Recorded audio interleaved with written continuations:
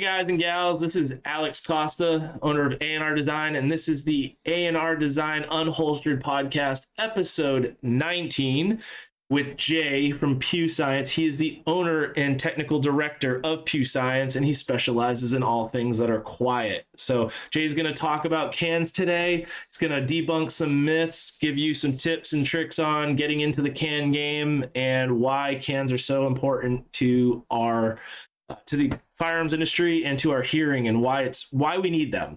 Anyway, Jay, thank you so much for being a guest today. It's very, very good to be here. Thank you for inviting me. Awesome. So let's hear about Pew Science and what you do. Yeah. So Pew Science is, it's actually an acronym. It stands for Professionally Engineered Weaponeering. Thought that was pretty clever. And the principal goal of my company is to characterize suppressed small arms in a meaningful way for both the public and for military, law enforcement, government, and weapons developers. So it's my hope to, by the end of the effort, whenever that may be, we have a comprehensive encyclopedia on the complete phenomenology of small arms and suppressed weapons and how they behave and how they impact both the shooter and bystanders. Awesome. So it's pretty much what I do. and that's super important because there are a lot of companies out there that'll list something as hearing safe, but there's first round pop. How safe is it? Okay, is it safe for one shot? Yes, but follow-up shots or multiple shots, you're now causing hearing loss. And I think there are companies out there that have open lawsuits for such things. So it could. So so and people forget that. People don't realize that it's sound suppression, not silencing. And Yes, sir. Yeah, it's interesting you mentioned the safety aspect. I come from, well, first of all, I'm a practicing professional engineer in multiple states. So I'm a consulting engineer. I come from weaponeering and target defeat background for the U.S. intelligence community.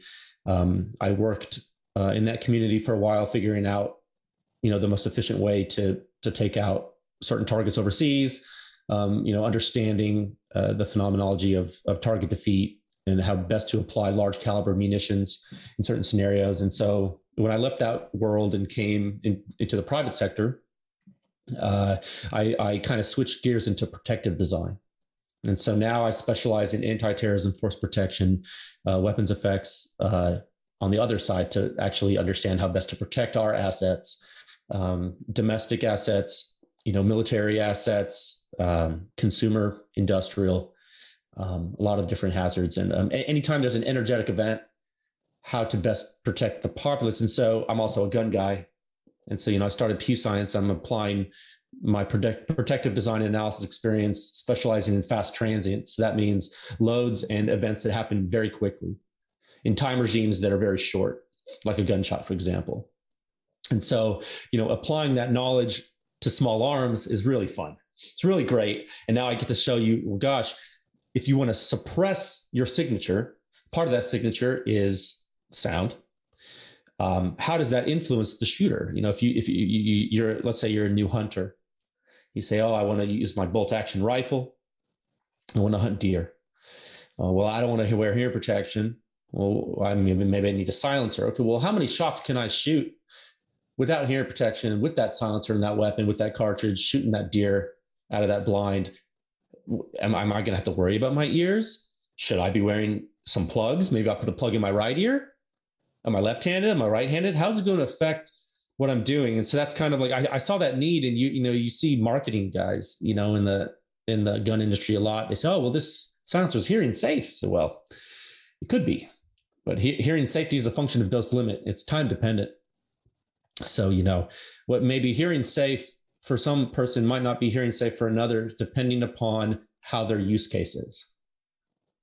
Does that make sense? Oh, absolutely. To me, it does. Okay. For people listening, he's just saying that, everyone's hearing is different, right? People are sensitive to different levels. Well, no, not necessarily. They're hearing different, but their use case is different. Their use case meaning that, yeah. So it's like if you're going to do a carbine course with your AR, yeah, you may need a different setup than someone who's, laying down on a, they're shooting a 500, you know what I mean? It's use case. So it's like, how often are you going to be shooting? Okay. Use case specifically. Okay. So, yes, sir. So, and you said you're a PE in multiple states. You mentioned that earlier. Cool. Yes, sir. So people that don't understand, you have to take exams to become a professional engineer. You have to apprentice essentially, right, underneath a registered professional engineer. And did you have to do that in 3 states separately? Like, no. So there's something called reciprocity. So my primary area of practice is in Texas. Okay. But and I've been a practicing engineer for almost 2 decades now. So through the course of your work, when you do engineering in different jurisdictions, the different boards, the governing bodies in different states will allow reciprocity. It's almost like a concealed carry license in a way. It's a little more stringent because there's boards and there's boards of ethics, right. So everything is, it's similar to other practice areas like medicine or law or architecture, right. And anywhere where we have to protect the public.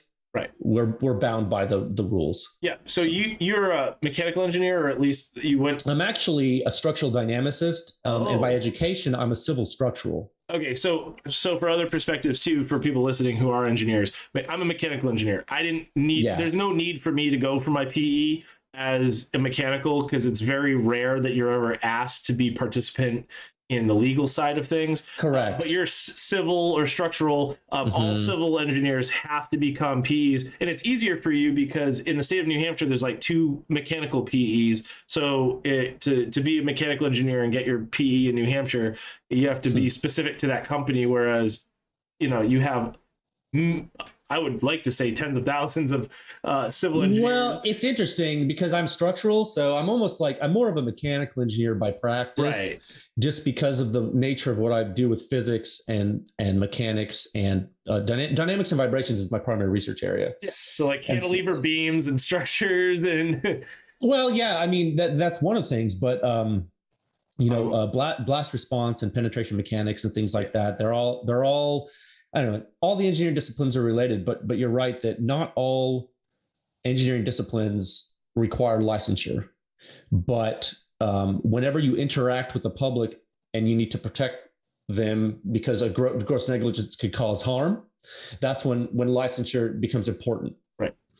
And so, yeah, it's no pressure. An overpass, right? A civil engineer has to sign off on an overpass, a concrete overpass, and that overpass breaks apart and kills the fucking motorist. Yeah. Who's responsible for that? It goes back to who, did they rubber stamp the design? Exactly. Or did they actually do the correct research into that? So, or that thing in Miami that, that condo collapse, for example. Yeah. Yep. That was similar.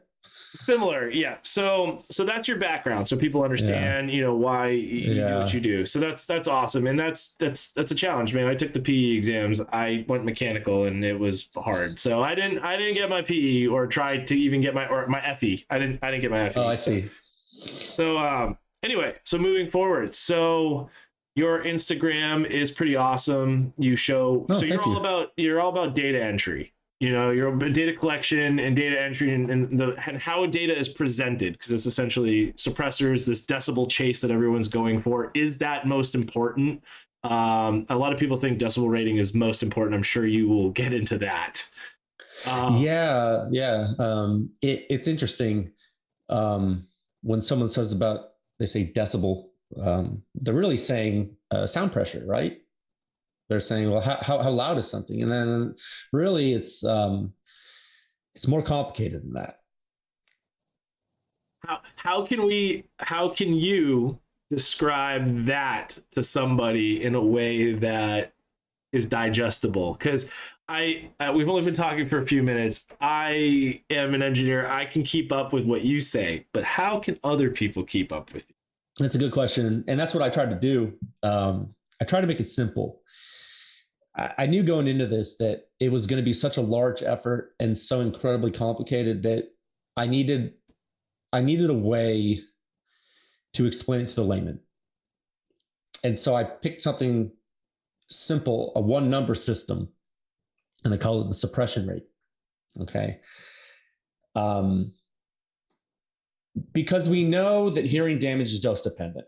If you shoot your gun all day long, it's different than if you shoot it once. Everyone knows that, hunters know that. Tactical guys know that. Law enforcement knows that. They know that it's different when they shoot, when a SWAT team shoots in a hallway. They know it's different than when a target shooter shoots on an open range. They know that inherently. You don't need to be an engineer. You don't need to be a scientist to understand how a firearm can put you at risk. So the principal thing I wanted to focus on was if someone comes to pewscience.com, they come to my website, they're going to see a listing of rankings. And I want them to look at a number and say, higher is better, lower is worse. And it's all keyed to a dose chart. Okay. And the reason we have to do that is because for 30 years in the firearms industry, at least, folks have been focusing on this decibels, what's the decibels? What's the, and the fact of the matter is a gunshot happens really quickly, dude. A gunshot happens extremely quickly, so quickly that, I mean, I don't know, how fast does it take for a honeybee to flap its wings? Okay. I mean, 3 times, like a millisecond, go 1,000, you split a second to 1,000 pieces. And a gunshot's over in a few of those. So if you can think about your ear as a system, it's going to be loaded by an input. You shoot a gun, you're going to get a pressure spike. But that pressure spike, if you were to zoom in on the time and kind of slow everything down, there's certain characteristics. It's like when you go to the beach and the waves are lapping against the shore. Sometimes those waves are high, sometimes they're low, sometimes they're coming with increased frequency, sometimes they're slow, sometimes the tide's low, sometimes it's high, your sandcastle gets knocked down, sometimes you're out chasing a wave and you get knocked down, but you don't really think about it when you're doing it. You're just like, well, there's an input and my body responds to an output. Your ears are the same way. So we have to take the entire waveform. When we shoot a gun, we have to measure not only a single peak in time, but we need to have the entire waveform history. We need to know when that wave's coming into shore, when that wave's coming to hit my ear, we need to take a picture, and we need that picture to capture all the colors, man, from beginning to end. And then we need to take it and we need to look at the ear and we need to say, how is that ear responding over that entire time period? And at the end, the answer we give you is your ear did this. And every silencer you have on every weapon system you have is going to make your ear do something. And that's what the suppression rating gives you. It gives you on a level playing field, how does your ear respond if you're the shooter or if you're a bystander in the firing line next to you? And it doesn't matter if it's a 22 or a 338 Lapua Magnum. When you get a suppression rating from Pew Science, you can rank that all on the same scale because it's not, all the suppression ratings are tied to a silencer, an ammunition type, and a host weapon. And they're all tested by me personally, and they're all analyzed by me personally. It's based on the 95th percentile human ear from the Army Research Laboratory with my data correlations that I've worked on for years with them. So basically what you have is an entire consistent metric, consistent with the MIL standard, using data as was intended from the MIL standard, done properly with engineering analysis and combustion dynamics analysis to make sure the consumers get the right answer. So that's what Pew Science is. That's awesome. And that's an awesome amount of information. And it's nice that someone is doing this, right? You're doing this. And, I did have a quick question about, you said weapon system. Are you also cataloging weapon system with different barrel lengths if it's something like an AR, so like 10.5 versus, out to 16-20 if someone's shooting a similar type weapon with a 20-inch barrel? Is that information listed for those listening? That's a really great question. We are starting to move into that in the public research. Okay. In private consulting, Pew Science does a lot of testing for weapons developers and silencer companies.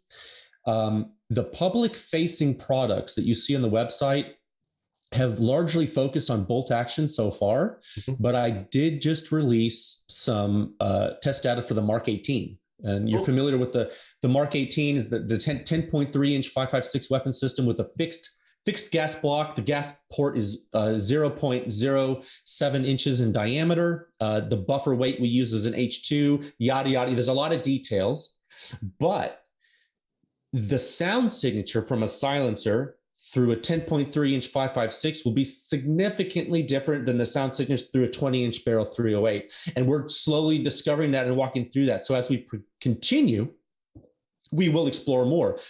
What happens with the 12.5? What happens with the 14? What happens with the 16? What happens with those crazy people that want to put it on a 5 inch 5.56 and don't do that? You know what I mean? And so it's like, so yeah, we're exploring that. Is there any exploration into measuring the sound of the firearm with and without the suppressor, the actual firearm itself? So like the bolt carrier, I mean, I'm sure you have more back pressure coming through a system of bolts, not saying AR platform, but it could be anything like a delayed blowback. That has noise too. That has sound. That affects people as well.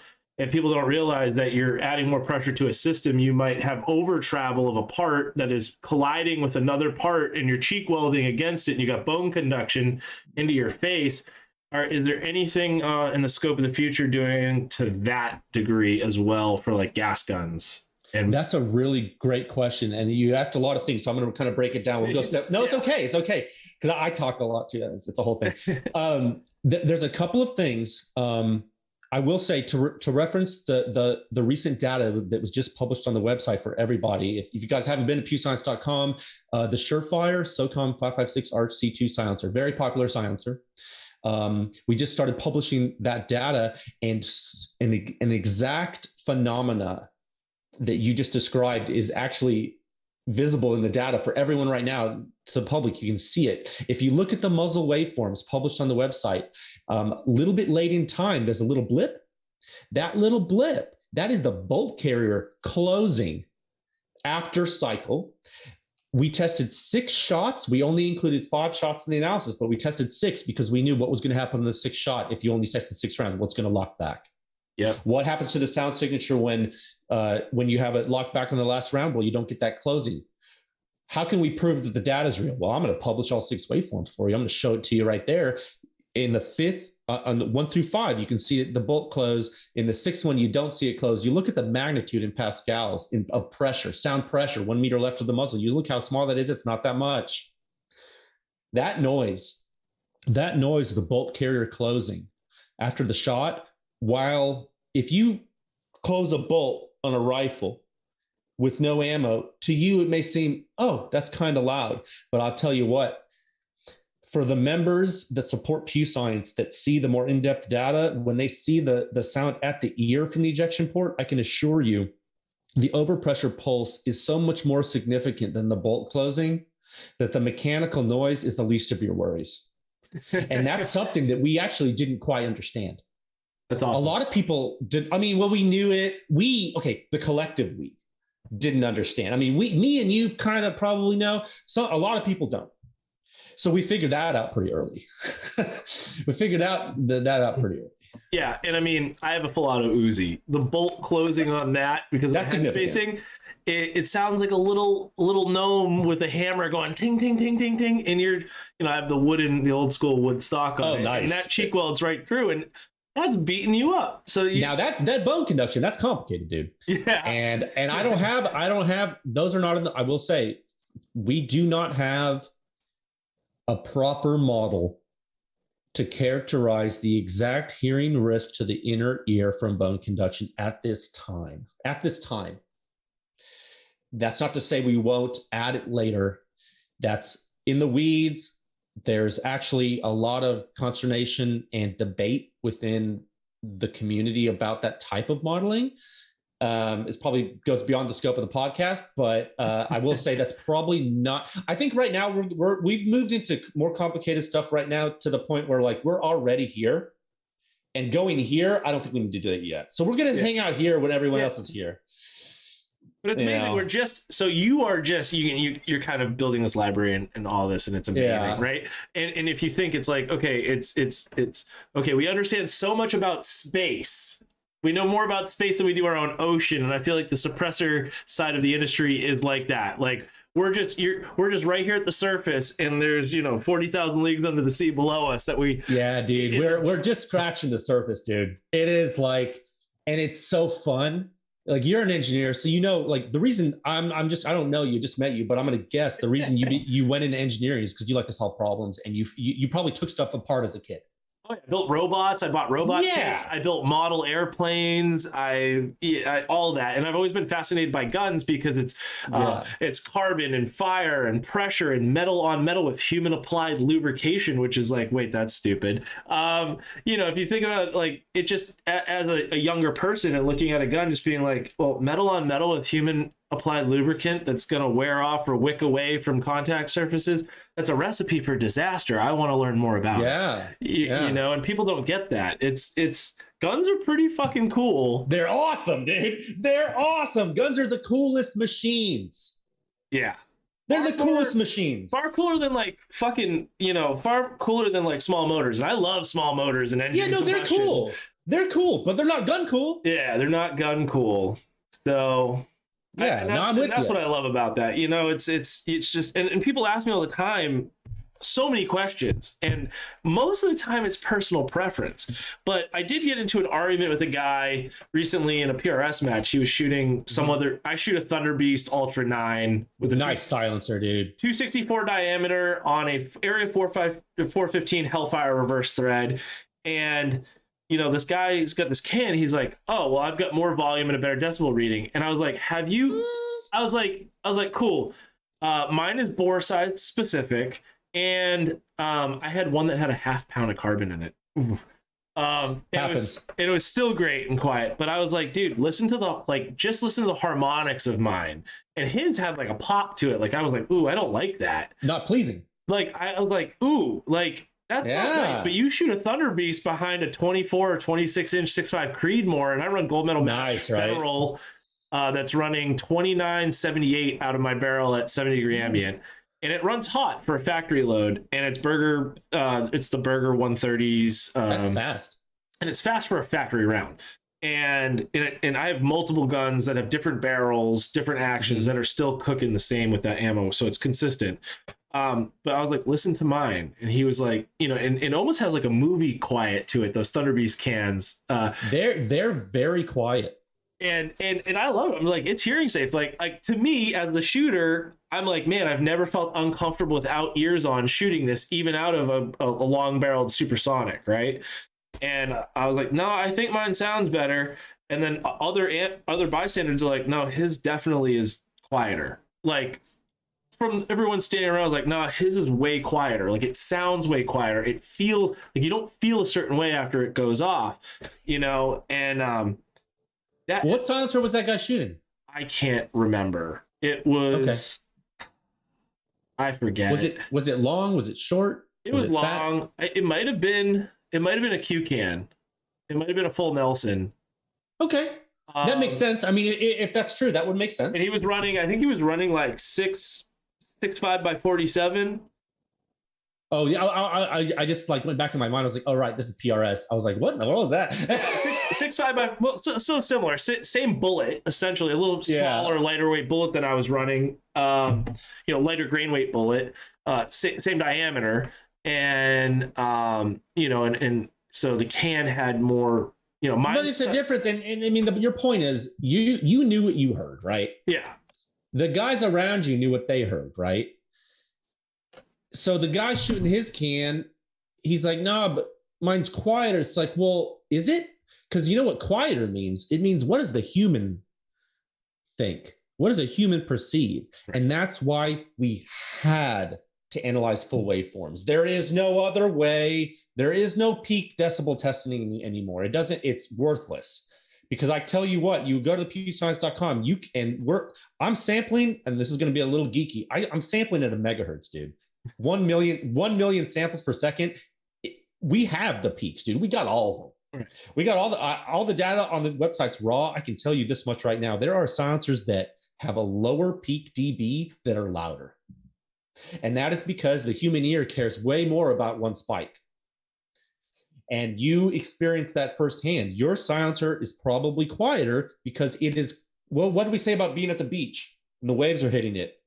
The waves that your silencer is producing are hitting in a certain way that makes that body more comfortable. That other guy, those waves might not have been as high, but they're coming at a different frequency and they knocked you on your butt.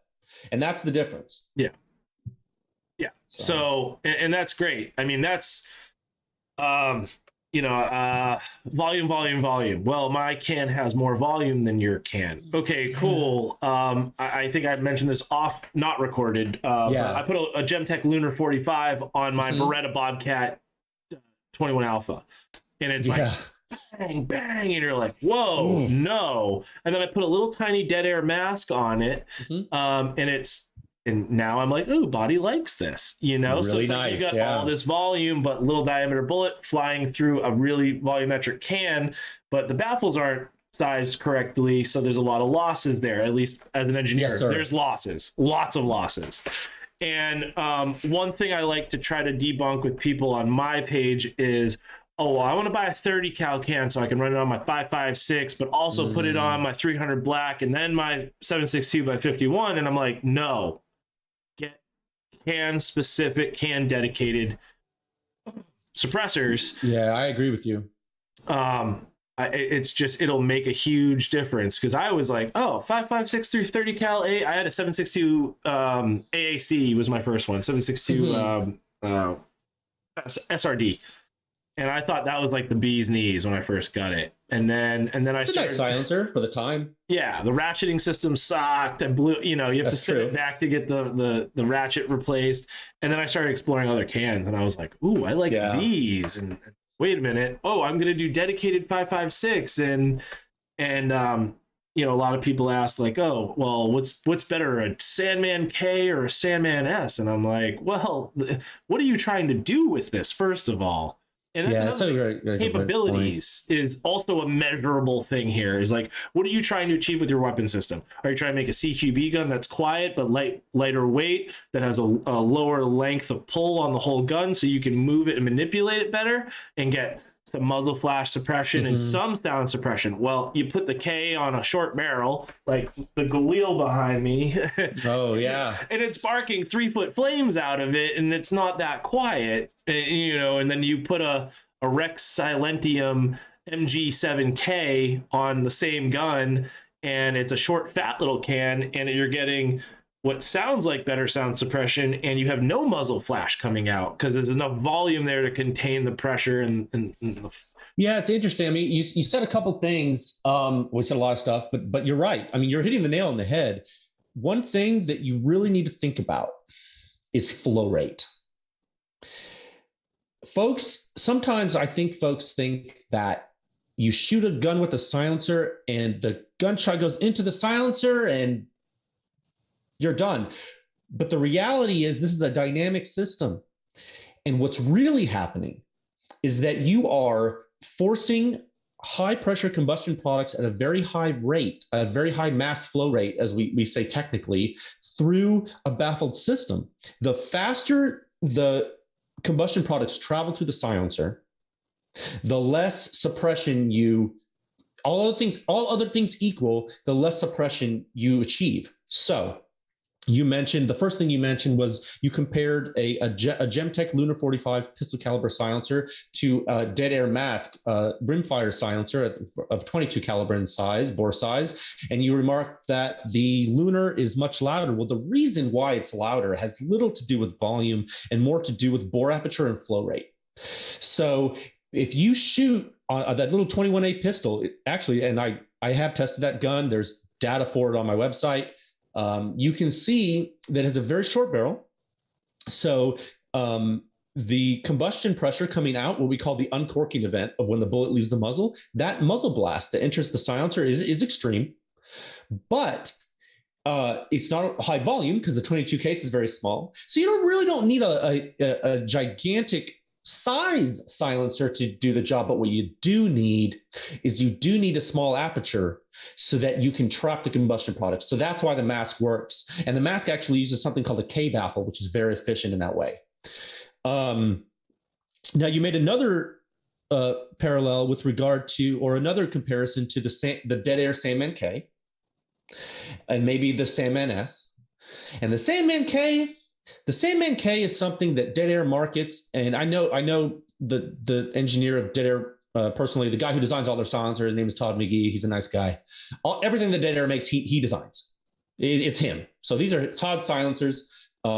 He made the Sandman K so that folks could put it on an AR, and it wouldn't really affect the reciprocating system. Why is that? Well, it has a very high flow rate. What does that mean? Has low back pressure. What's back pressure? Well, it's a reduction in flow rate. So what's it going to do? You put a silencer on an AR. How does the AR work? Well, combustion gases push the bullet down the bore. The combustion gases get to the gas port. For the entire duration that the bullet has not uncorked, there's gas coming down that gas tube. What is that doing? It's creating impulse to the carrier. What's the name of the game with the AR stoner system? Keep the carrier closed as long as possible to have pressure in the barrel drop before unlock. What does a silencer do? It adds dwell time. What do you do when you add a silencer? You unlock your carrier too early. What happens when you unlock your carrier too early? You get more pop at the ear. What does the Sandman K do? It doesn't unlock the carrier too early. But what does it do instead? Well, the whole thing's loud because the flow rate's too high. So what are you doing? You're chasing your tail. Yeah. So you put a Sandman S on it. What does the Sandman S do? Same bore aperture. That's okay. Is it longer? It's longer. Has more baffles. What does that do? Makes it quieter. But what does that do? Increases your dwell time. More port pop. Oh, well, crap. Well, it's quieter at the muzzle. Well, you just want more port pop at the ear. Now, what is your balancing act? What do you got to do? You add a buffer. You add a spring. You add a LMT enhanced carrier, Surefire OBC, Knight's Armament E3. Longer cam path, delay unlock. There's all kinds of knobs you can turn, but the point is start with something that's quiet, tune your gun. Yes. Thank you. All of it. and you know, people are like, well, what's easier to tune, right? And it depends. And again, here's what do you want for capabilities or weapon? So superlative arms, gas block, cool. I like tuning my guns to run only suppressed because I only want to shoot suppressed. So I'm gonna close my gas block to shut and start taking shots until I get proper cyclic rate that I'm happy with. Good ejection, good cyclic rate. It's soft shooting, and with a variety of different ammos, it is getting bolt lock on the mags. You're getting your full travel, but you're not short stroking it. Like seems reasonable to me, dude. That's how I like it. But then you got guys, well, I want it to run really well suppressed, but also unsuppressed. And I said, you can't have both. If you're gonna not necessarily. Not necessarily. You can have both, but you're not quiet.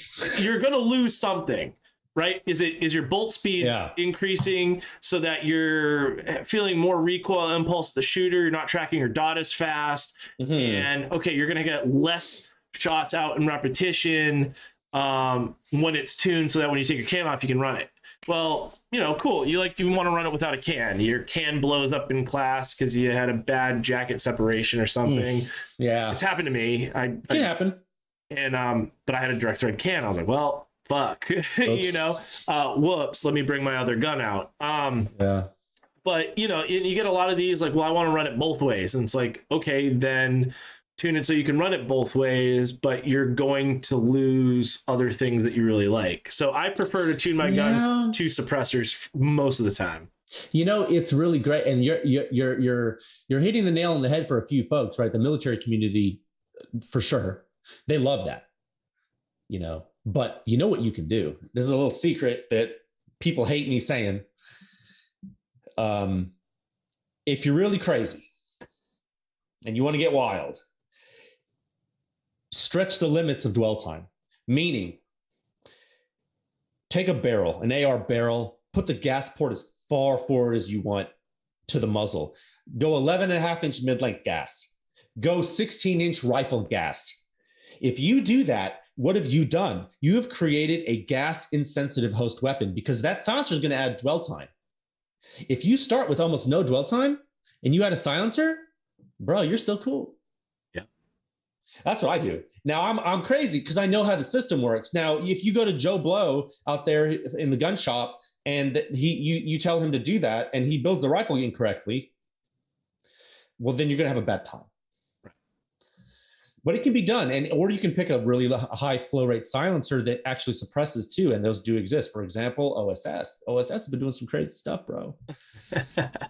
I actually have an OSS back there because they're cool. I have a CZ Bren 2 7.62x51 machine gun. Yeah. And I think it's the only one in the United States right now. That's crazy. And I put a dead air Nomad on it. Oh yeah. I bet you I can predict how that happened. No bueno on back pressure. And I had gas coming out the stock next to my face. Obviously, that's not great. That's a health risk for inhalation, whatnot.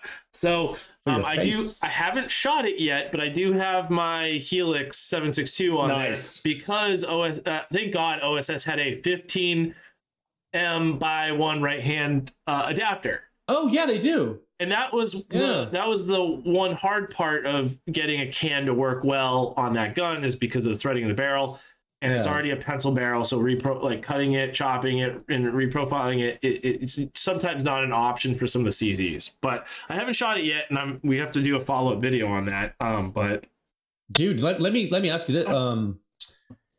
Let me say something for the benefit of your listeners.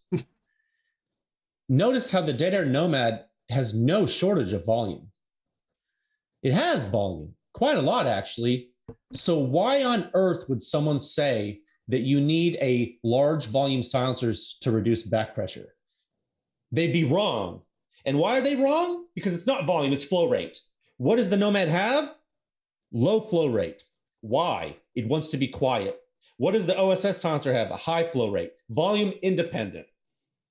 Volume has nothing to do with it. Now volume does have something to do with suppression, specifically in the subsonic flow regime. So if you're going to be a super secret ninja, super secret squirrel dude with 300 blackout out of your honey badger, or your minifix, or your pick another 300 blackout, Daniel Defense PDW, MCX. Well, now volume is the name of the game, son. Now you put a full Nelson on that thing. You put a Thunder Chicken on that thing. You put a SIG SRD whatever on that thing. 7.62, yeah. Yeah, whatever. I don't remember. That's going to be very quiet. It has to be designed correctly too. Of course, you have to have the right baffle geometry, but the bigger you make that volume, the better. Now, when you go supersonic, it gets a little more complicated. So it doesn't always help. I want to talk about dwell times. So there's a rifle dwell time, which is like, let's say the AR-15. You have you're like, okay, dwell time is doubled from going from a 10.5 to an 11.5. And people go, what do you mean? And it's when like that bullet passes that port, your gas port, and it's the distance from the gas port to the end of the muzzle. Correct? Yes, sir. So that's rifle dwell time. Then there is dwell time because there's a dwell chamber in the can, which is what the first area that usually gets hot on thermal. The expansion chamber, the blast expansion chamber is what essentially adds dwell time, correct? Because as that bullet travels through there and meets the first baffle, it's like creating a wall, and then you have that expansion chamber back. Is that how? In some ways, that's a pretty good way to look at it. I would say though, forget about the blast chamber and just think about the silencer as a whole, because what do we know about dwell time? Just like you explained it perfectly, the time it takes for the bullet to go from gas port to muzzle.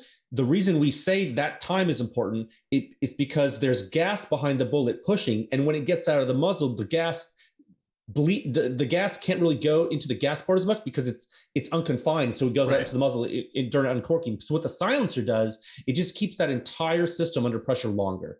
So it's not really the blast chamber, it's more the entire silencer. Okay, cool. So that just clarified that question for me. Yes, sir. And I look at it as the rear face of the bullet as it passes each baffle chamber. It's a wall and then a wall and a wall. It's creating a temporary depending on the silencer. Yeah. But That's an excellent way to explain it. Yeah. And that pressure is holding that pressure back through the system, and then Yes, sir. And then you could explain blowback and how blowback, is there a vacuum effect that happens after each shot? That's a very good question. So blowback is a phenomenon that occurs due to flow restriction through a system. And you just explained it perfectly. You increase dwell time through flow restriction. A baffled system on the end of a barrel increases the flow restriction. So back pressure is created when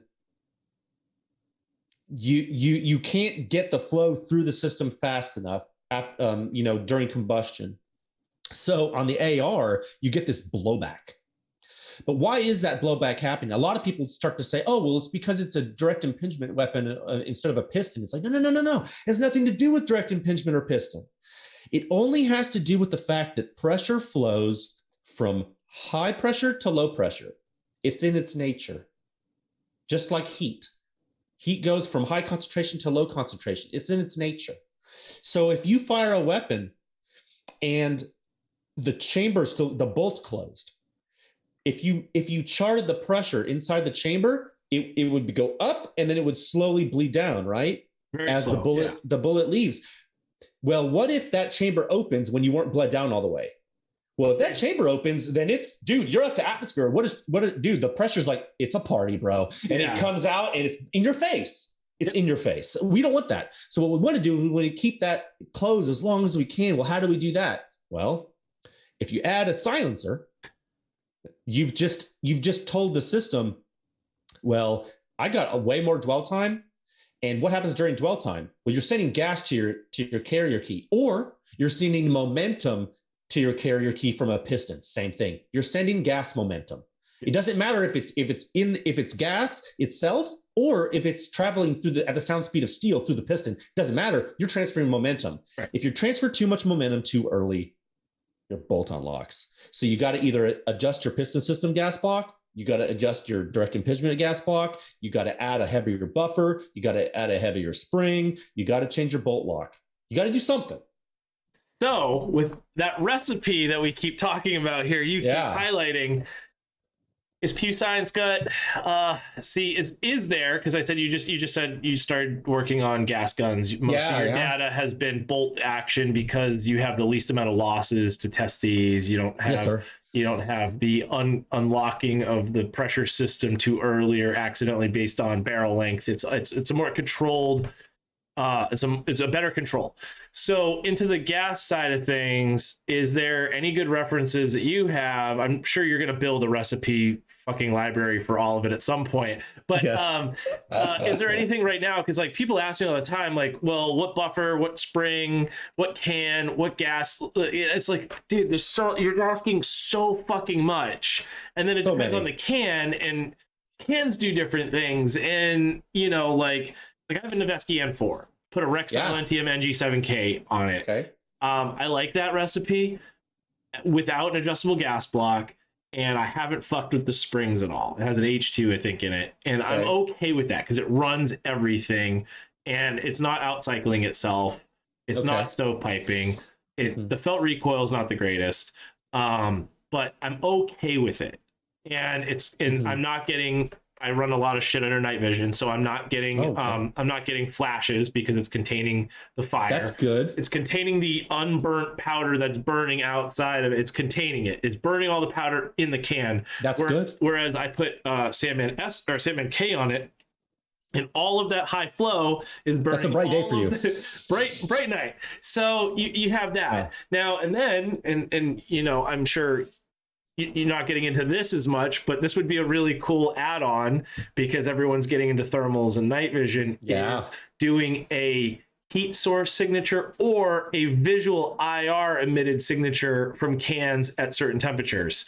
So that would be real fun if you wanted to really fuck with people's minds. It's like, okay, this MG7K is great. I like it. It's quiet, but it will literally turn into the forbidden glowing popsicle after 2 mags in a hard use class where under night vision, this is now distracting me.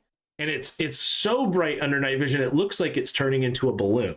It's starting to balloon through my tubes. That's how fucking bright it is. And I have some photos of that under night vision, and it's like, okay, can quieter, less visual signature at night than a Sandman K.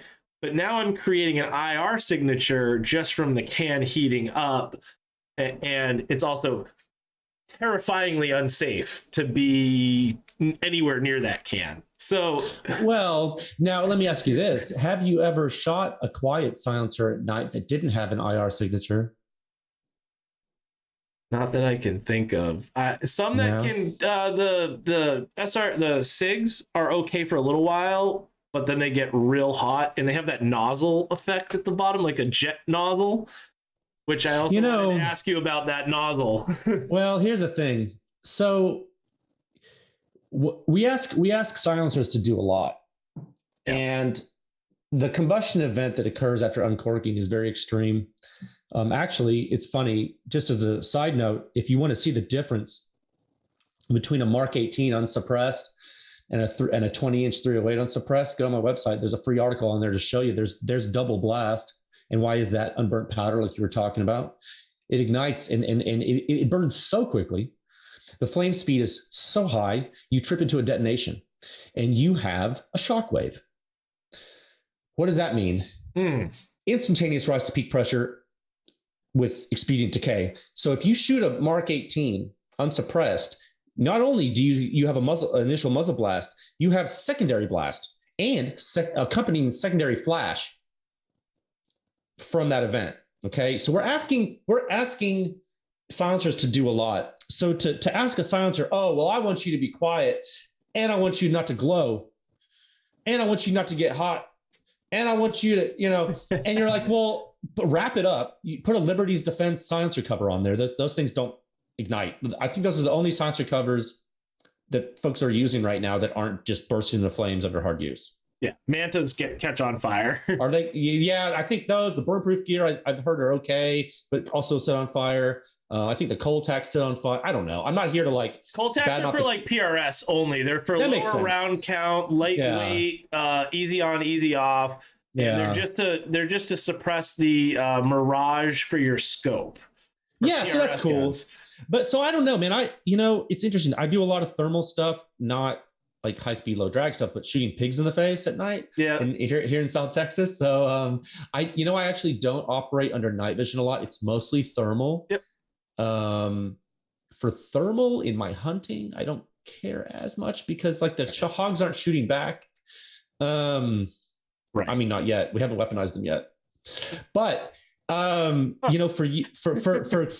for military guys, they always tell me, they say, gosh, if my silencer's glowing, it's going to put me in a bad spot. And I'm like, man, that seems like you're in a bad spot anyway. I don't know. I just don't think I can definitely do the testing. So to answer your original question, there are actually military requirements and solicitations to come out where they look at the infrared signatures. And actually not only in that certain wavelength, but multiple spectra.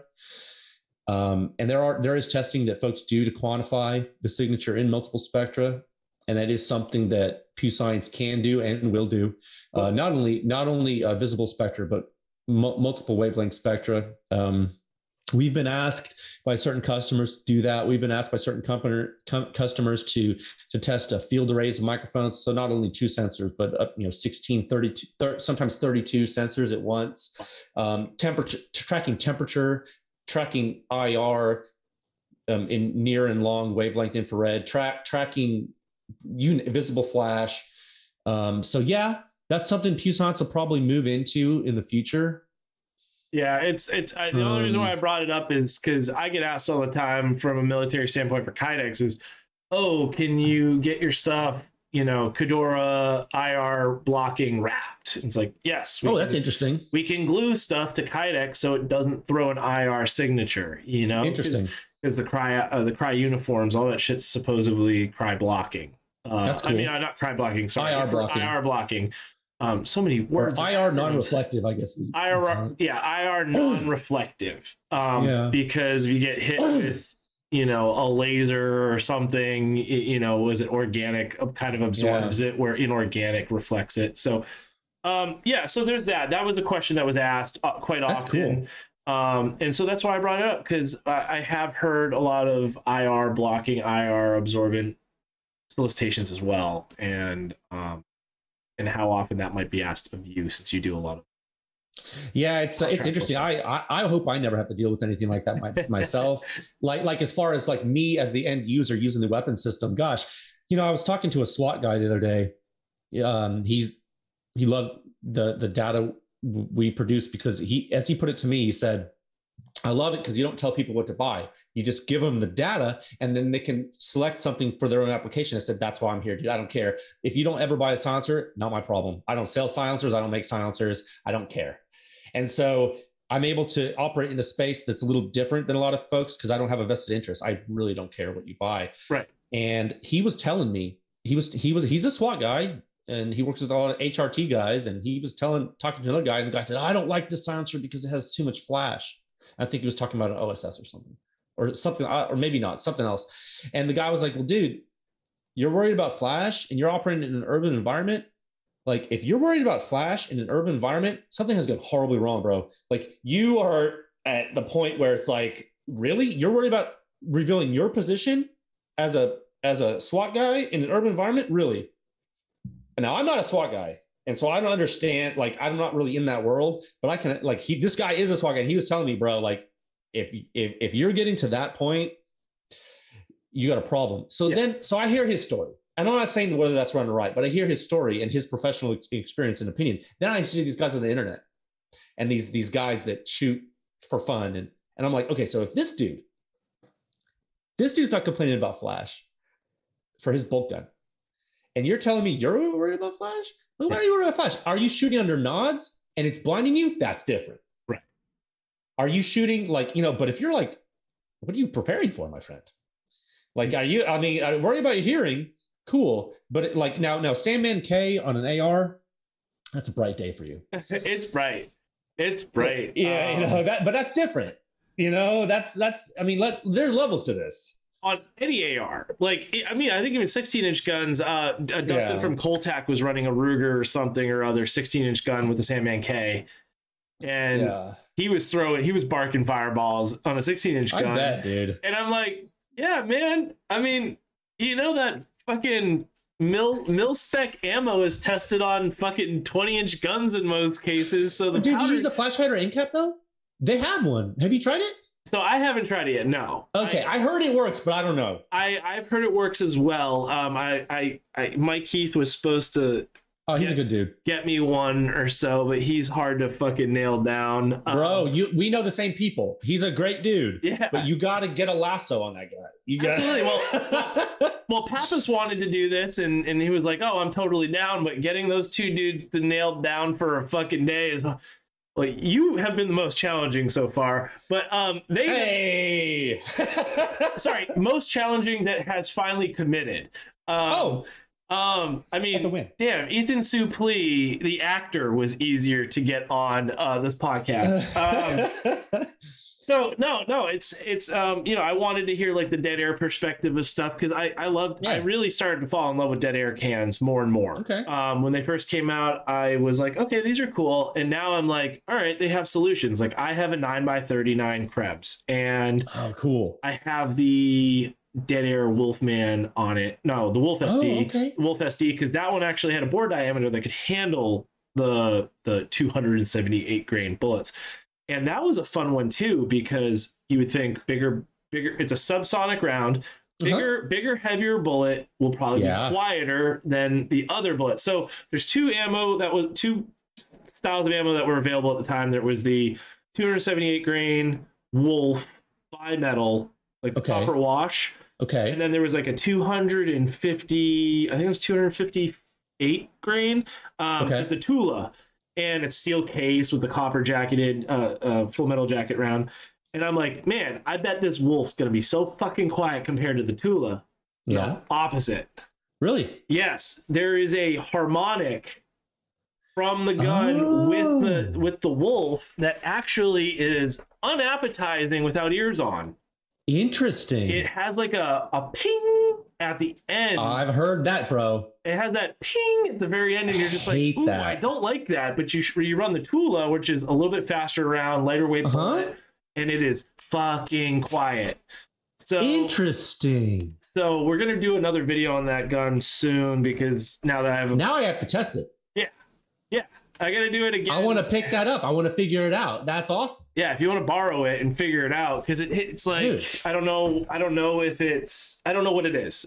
It's just louder. Or it's not even a ping. It's a snappiness to it. It's like literally like a little bit of a ping and a snap right after the shot goes off, and you're just like, ooh, no, why is it? So let me ask you this. So it's the same.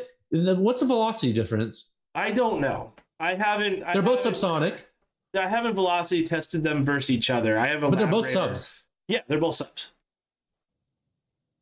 The gun was only supposed to be subsonic suppressed. Like 9x39 is subsonic only. That's why. You know what's really interesting, dude? I just noticed that. I just tested a bunch of silencers on the Mark 18, like 50 tests. I tested this one silencer, not to be named yet, and it rang like a bell, dude. I was like, first I tested it like the mini fix, which is 300 blackout subsonic 8-inch barrel. Right. It was like ping, ping. I'm like, that's weird. Tested on 308 20-inch bolt action. Boom, ping. Mark 18 10.3. Boom, boom, ping. And I'm like, this thing is pinging like it's in a choir or an orchestra. I couldn't believe it. And the ping was loudest when the shot was quietest, obviously, because it's not drowning out the ping. So 300 blackout was loud, 20-inch 308, the ping was a little bit softer because it was drowned. And the 5.56, I could still hear it if I tried with my ear. I had a lot of hearing protection in because it was such a loud system. And I was thinking to myself, it's got to be muzzle device or it's resonance so the dead air silencer might be a resonance in the silencer. It's probably not the muzzle device, because what were you using? Key micro or something? What were you doing? No, it was just direct drive. Direct drive. Yeah, okay, so it's probably the silencer. I don't. It's not like a ping. It's like a high frequency like pop. Like a pew. Yeah, so it's like the sound that you want to hear, but like sharp. But too much. Yeah, it's sharp. It has a sharpness to it. Yeah, that's interesting. And I think the Dead Air Wolf SD is the only one on the market that can handle that round right now, because of the bore diameter is just big enough. From what I was talking to Pappas on. And I'm gonna have to talk to Todd about it. I'm gonna make a note. What was the exact cartridge? It's the 278 grain Wolf 9x39, and then I forget the grain weight for the Tula, but there's only one grain weight you can get for the Tula.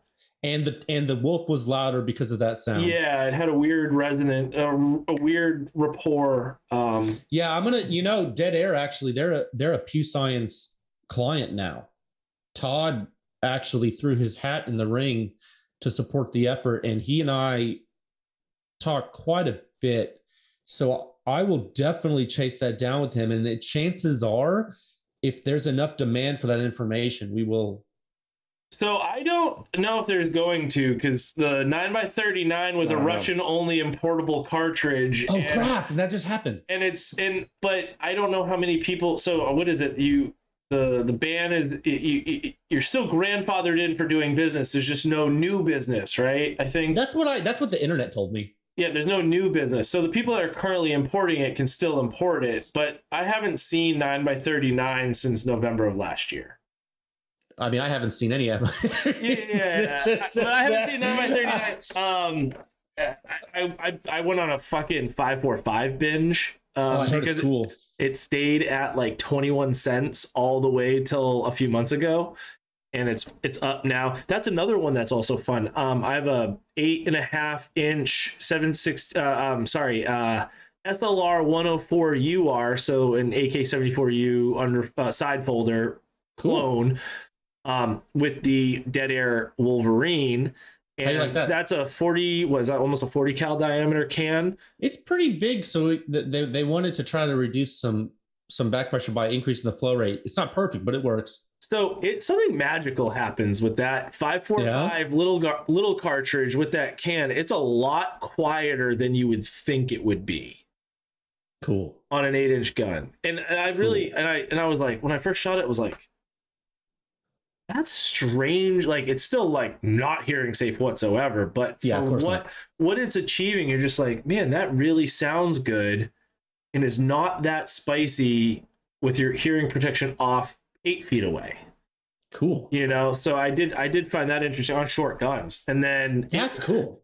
And then my PKM has a Wolverine on it. Oh yeah, your full auto PKM. Yeah. So Kelbley's, who builds my match bolt guns, they actually built a dead air adapter for me. Oh, that's cool. For the PKM suppressor and cut it for that thread pattern because dead air doesn't make anything for it. And it was great. I think they only charged me like $25 or something. Oh man, custom adapter for a PKM to run. They must like you a lot. I think so, but man, that gun is pretty fucking quiet too. With that can, cool. Long barrel 54R, and I was like, I didn't have my ears. I shot a pig with it in Texas, brought it to Texas, and put a couple bursts, rips off the belt at a big 300 pounder, and I forgot to put my ear pro down, and I was like. And I was like, wait a minute, that wasn't that spicy. Like that's cool. Could have been a lot worse, but it wasn't that spicy. And that gun has a lot of gas bleed off at the gas valve. Yes. I imagine a lot of energy going through that round. But yeah, I just love it, dude. I just want to learn more about the science behind it, obviously. Yeah, but I mean, you know a lot because you've shot suppressed weapons a lot, and I feel like folks that do that have a really good experiential data set. I mean, that's what I'm trying to do. A lot of the stuff that I publish, I think it's old hat for some folks because they know how they sound because they're so familiar with silencers. But what I'm trying to do is like help people that may not have a friend that has it like 16 cans to go try. Right. I want them to know, man, you're spending, I mean, you and I, we can get silencers fast. Right. But the public, man, I've been there, dude. When you wait 9 months to a year for something, you kind of want to have an idea of how it sounds. So that's what I'm trying to do, man. I'm trying to help people. Yeah, it's not like you can go get visitation rights for your can while it's in ATF jail. I mean, some people can, but it's really hard. It's really hard. And that's another thing. I think this library is a great resource because there's constantly new cans coming out that do new things. And you might invest in a can being like, this is the creme de la creme this year. But by the time your shit clears ATF jail and you get possession of it, you're like, man, I just paid $1,000 for this can and the $200 tax stamp, waited a year, and now technology's changed. Yeah, the technology, you know what, and I might take some of the blame for this now. Part of the reason why I formed my company was to actually spur some innovation in the silencer industry. And fortunately or unfortunately, depending on how you look at it, that's actually happening now. So now some companies are coming out with some stuff because they're using Pew Science for R&D. They're able to see how changes in their silencers do things that they weren't able to see before and they weren't able to quantify. Right. So now that they can chase these things, it's becoming a little bit crazy. Right. So I cannot and I will not be responsible for your wallet shrinking as you continue to buy things as they become better. Yes. So to that, I've got some questions about 3D printed cans. 3D printing brings a world of geometries that are incapable of achieving with standard machining practices.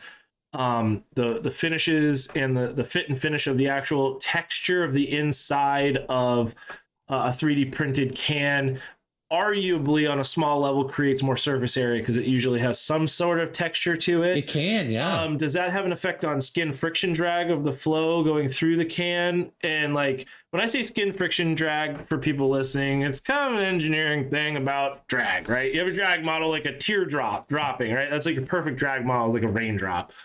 Or NASCARs, right? Let's just look at NASCAR. Closest thing good analogy in a vehicle to a teardrop.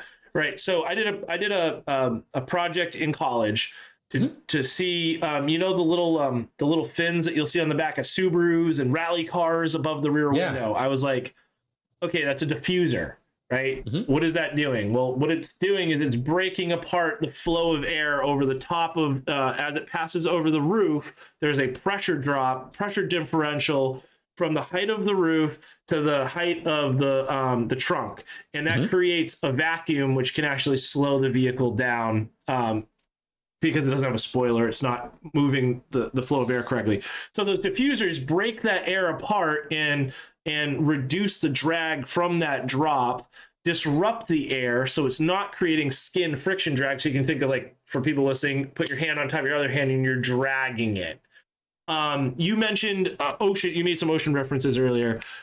So a wave, I wish I had a whiteboard, but a wave, so current is moving or a wave is moving. Well, if you've ever looked at the bottom of the ocean floor when you're at the beach and you see those little ribs on the ocean floor, those little peaks, lands, and grooves of the tide, those are from flow at the bottom of the ocean is really slow compared to seaweed floating up top. Seaweed's flying in real fast. So there's a curve. So your curve is like an exponential curve, but opposite within the way of flow. So you got flow moving, the top of the wave is moving much quicker, and then the bottom kind of does this little dancing motion and creates those lands and grooves. So flow is a lot slower, and let's say in a can suppressor, flow is going to be slowest to the walls of the can versus the middle where the bullet is passing. So you were talking about quicker flow versus slower flow. And I can assume that even though the OSS cans are high flow, they're creating a lot of skin friction drag as it goes through its little corkscrew they are jet engine style. So so I'm really interested in skin friction drag in extremely convoluted, ornate 3D printed cans, and if that's something that you see on the horizon being like better or worse. It's interesting. When we introduce drag and we introduce flow loss, we may change flow rate in some ways, or flow direction, and the different flow vectors that occur. And you mentioned the OSS. I noticed something in their design that actually had nothing to do with that purposefully, but it was just an artifact of manufacturing. I figured out later when I went to visit and I looked at the dang things, and I looked inside as a cutaway. I asked them, did you mean to do this with the roughness? Because I thought, to your argument, I thought that's why they did it. And they said, no, it's easier to machine it. And I said, okay, well, guess what? What you're doing is making it work well. And it did. And I tested it and it works. And, we look at these 3D printed designs. There's a lot of opportunity for that.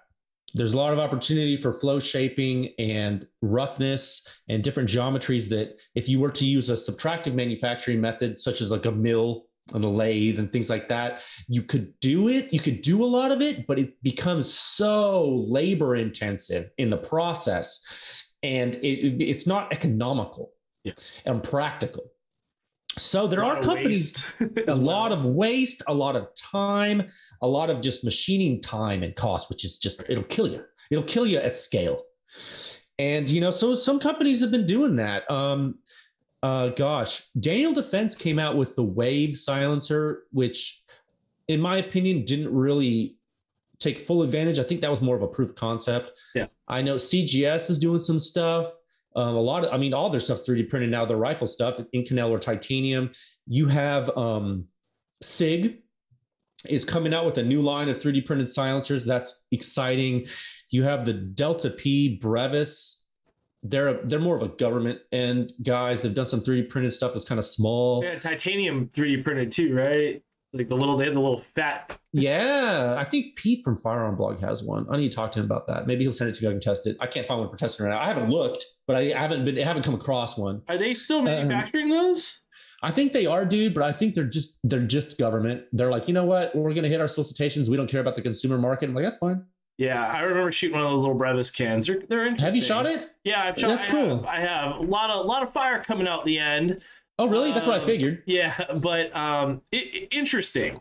It is interesting, dude. I want to check it out. And I was very interested. I was very surprised to see how clean the 3D printed threads were. It looked like they did finish them with a tap of some sort. They probably did. But you notice the 3D print texturing on the tip of the threads. That's cool. So you still see that grittiness to it, and I did notice that.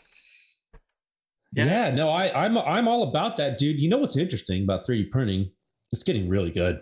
And so much so that in some ways the metallurgy is impressive to the point where you kind of wonder. And they've already shown that the grain structure can be just as good as like a bar stock forged material. So you're thinking to yourself, is this the future? You know, is it the future because of a lot of reasons? And as the man, and then, you know, what we found out with computers, man, at first you want to play your computer game back in the 90s, you got to spend $3,000 on a freaking graphics card. Nowadays, I mean, computers, dude, your phone could do it. Yep. So imagine what's going to happen with silencers. I mean, I think the more we test, the more we understand the phenomena, and the more we see what can really happen. I think the sky's the limit right now, man. Yeah, and I'm looking at 3D printing too, like grain size for the laser sintered stuff, and like are they annealing the chamber at the same time so you get a better flux of sorts? You know, maybe. I mean, it's crazy. Could you experience? I would really be interested to see grain size of the particulate that they are welding in that process, so that maybe you're going to get like 4 or 5 times the internal surface area of the baffle chambers of the can, and carbon mitigation to those. Is it going to burn? Like, that's a good question. Carbon aggregation in there, and how easy is it to clean these if you needed to like actually clean them? Will a sonic bath release it? If it's the internal textures are too aggressive, is it just going to hold on to that carbon? That's a really great question. You know what they're doing? A lot of these companies, well, not a lot, a couple, they're using hexagonal boron nitride coatings inside the titanium silencers. There's some various trade names for that. S-Line is a trademark hexagonal boron nitride coating, for example. I know CGS is using that one. I want to say, is Energetic using that? I don't know. I know there's some companies using hexagonal boron nitride coatings, and what they're doing, dude, it's wild. They're putting them in the silencer, they're shooting the silencer, and the carbon's not sticking. It's not sticking. That's awesome. So you got to ask yourself, how cool is that? Put that on a belt fed. Yep. I mean, excited. I mean, even down to like, fuck, I would literally pay money to have my PKM barrels and my PKM gas ports coated in that if I could, for the love of fuck. Dude. You suppress a PKM, they're only good for 1,000 rounds before the gas ports start clumping up, and then you get adverse cyclic rates that will beat the gun to death. Wait, so it doesn't erode, it clumps up, there's deposits that form that restrict the orifice? On the orifices, restrictive orifice, speeds up bolt carrier speed, and then I actually had my receiver deflect and cause the rear because of the momentum was too great. Yeah, it was beating itself literally to death. It's a scar. It killed itself. Yes, it will kill itself. And then that was on so I was like, oh, how do you clean a PKM? You turn up the gas setting. You basically run it like hotter, and it beats itself a little bit loose, and then you usually it breaks the carbon up. It's self-cleaning. You turn it up to 3, it's like, wow, buzzsaw, and then you have a can on it. So I ran it for like 2 little rips on position 3 plus can, and I couldn't open the feed tray. So I have broken guns too. Yeah. So that's one thing, is I'm great at breaking guns, because I'm like, and again, we have access to things more accessible than other people. So it's like, oh, I'll just send it off for them to fix it and get another one. PKMs are not that way, because, you have to buy kits. So I have to be nicer to it. I'm probably not going to run it as suppressed as much as I want to. But, I had, we did a video with B&T and the B&T APC9 Pro. And one thing that I've always hated is I do like the Silencer Co. Omega 9K for its size. Oh, do I have one here? But I hate Silencer Co.'s tri-lug adapter. Oh yeah, because it was their older style ones were 100 like completely encased, like its own system, and it didn't break apart. So you unscrew it, right? This is a rugged, I think this is a rugged adapter inside the Omega 9K. So the spring and everything's in there, and it's just blows apart when you unscrew it. But the old Silencer Co. ones were about an inch long, and eventually they get they get carbon fouled enough that the spring just gives out. So we're shooting it. Interesting. We're shooting it, and I'm like, why is my grouping going to shit? Why am I shooting a fucking 5-foot group right now? And so the tri-lug compressed the plunger all the way, and it just stuck there. And the can was just oscillating as we were shooting it. Oh no! No baffle strikes. Oh, great! But I was having jacket separation at the back of the projectiles. I don't know how. There's no damage to the can. But I think there's a little rattle to this now. No, I got it all out. But the other day I was shaking it. I'm like, what you're lucky. It's a pretty tough can too. What the fuck is that? And I was like, oh my god, there's pieces of fucking copper jacket coming out. And it was because the adapter broke. And then I went on Sicko's website, and they haven't been in stock for months. And I'm like, what the fuck is going on? So I ended up finding out on Reddit. Thank you, Reddit. That there's 2 others that fit the Omega 9K and do well. So good deal, dude. And look how small that is. It's like, I don't know. Is that the rugged?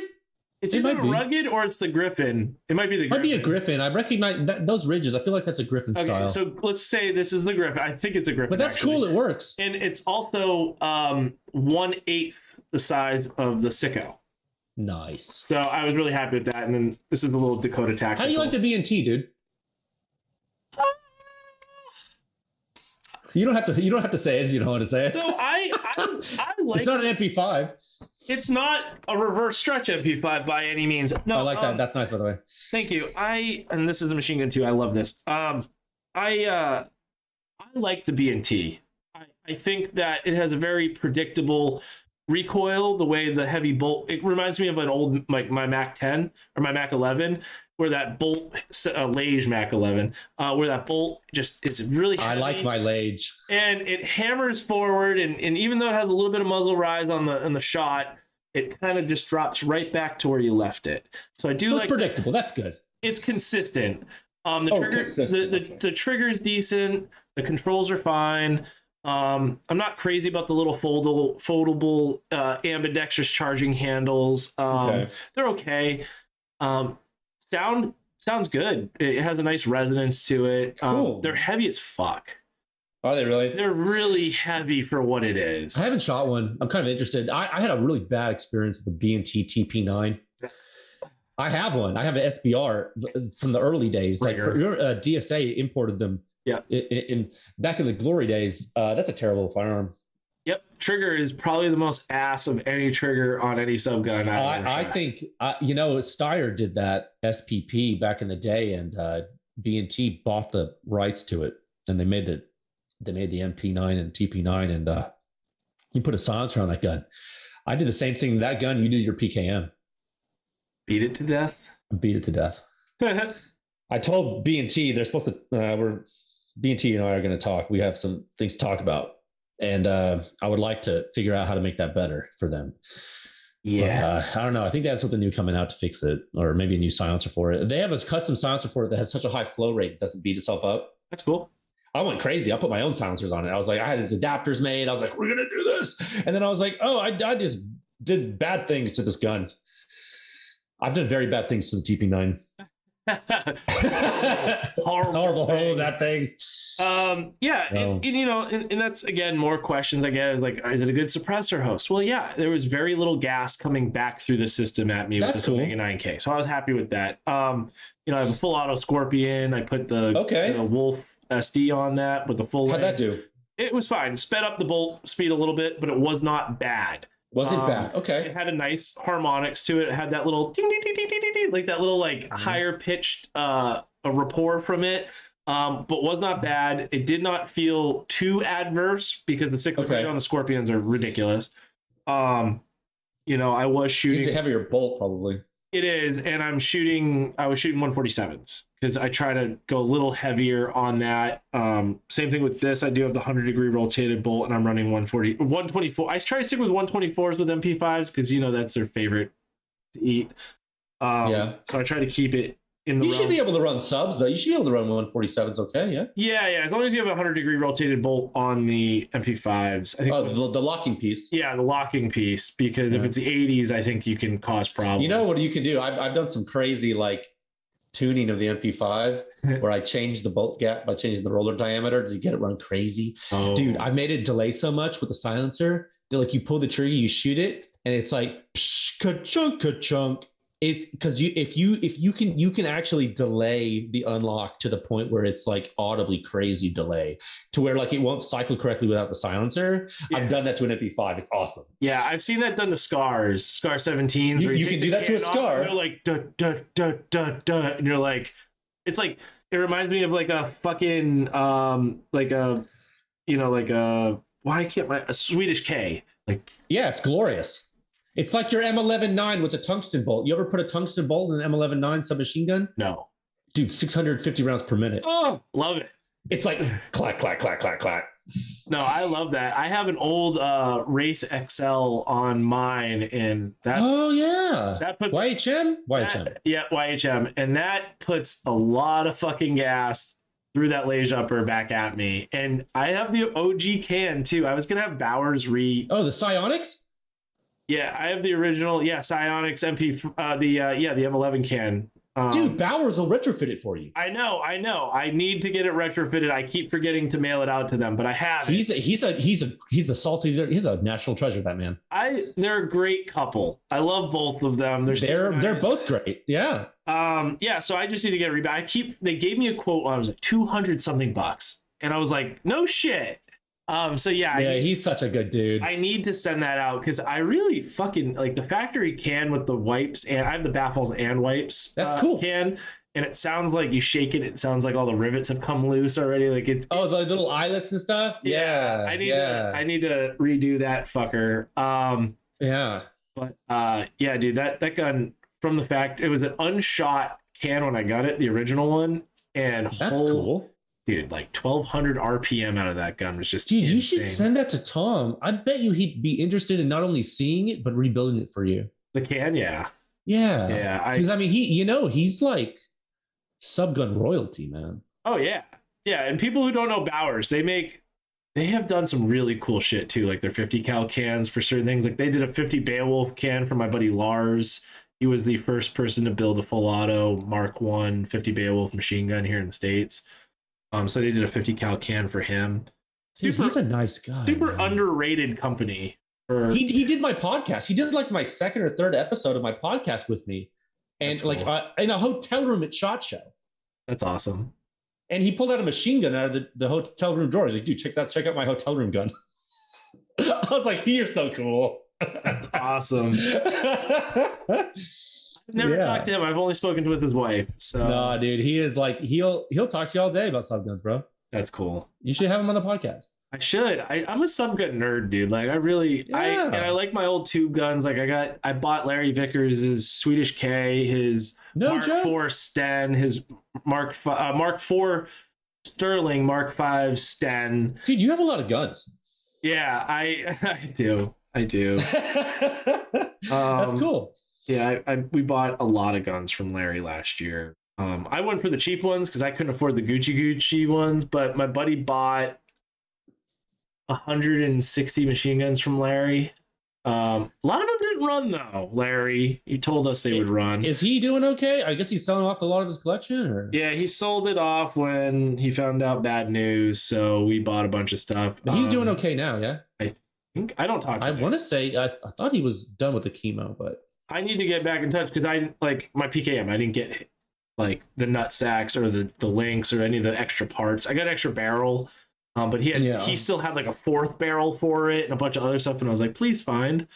But never got some of the stuff. I did get some cool stuff from him. Like I got the CZ2K, which was the 5.56 prototype CZ AK that they made. 4-position control group, which is cool. That's really cool. And you know what's really fucking weird? I think there's like 7 or 8 of them ever made. the week that I got it, it came with one clear polymer mag for it. And it's a 5.5. It looks like a 5.45 mag, but it's a 5.56 mag. I went on Gunbroker and a buddy was like, hey, dude, check out this link. And it was a spare CZ2K mag that was being sold out of like Georgia.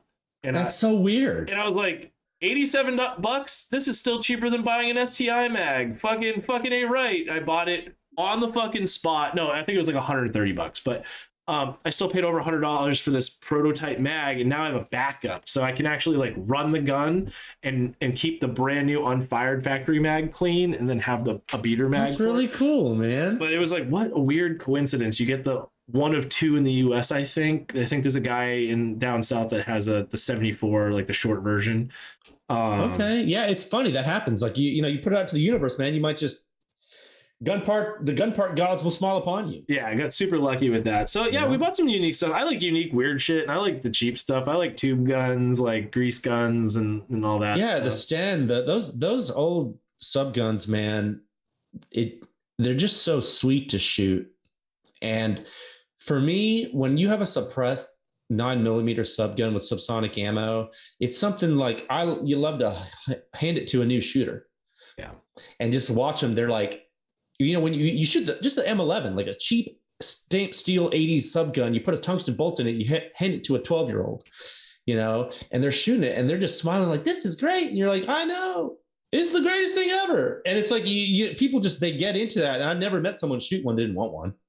Right. That's how I feel about the MP5 platform. It's It's like if you ever have to pick a machine gun to shoot once, it has to be an MP5.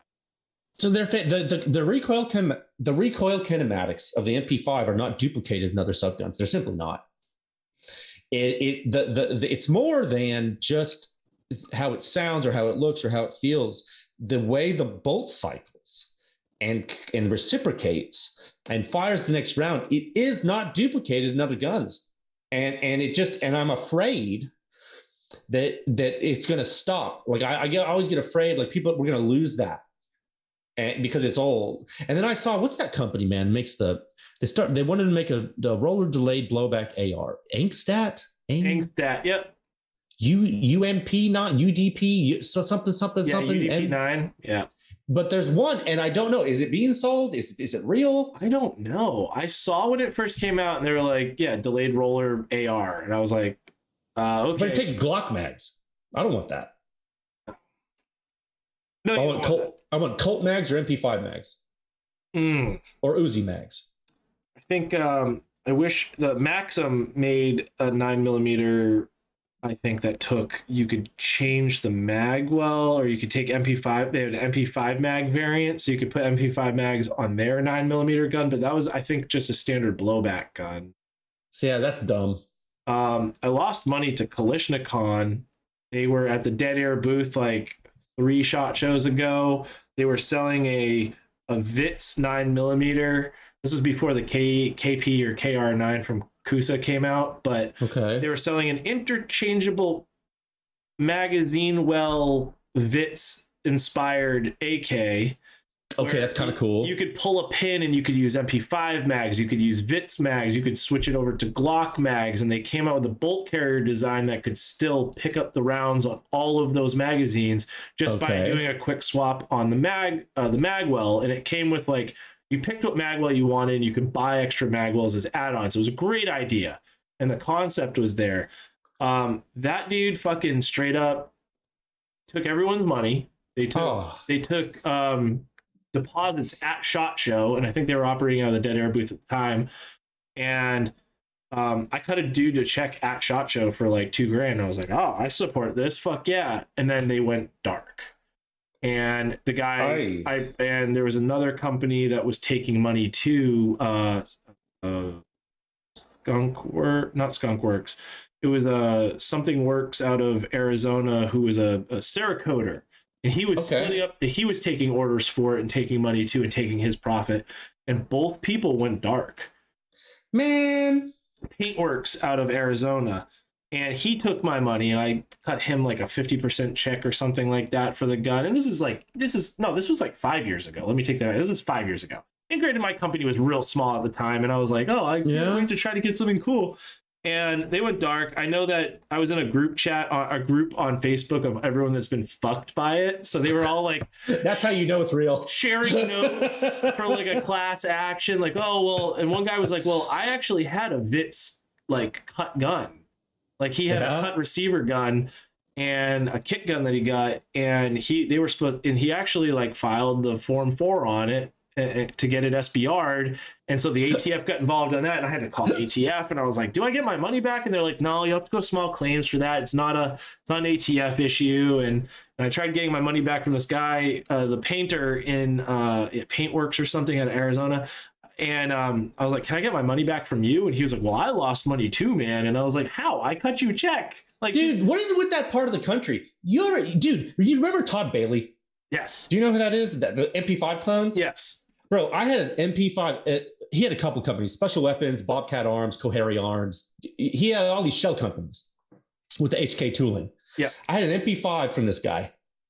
I was shooting it.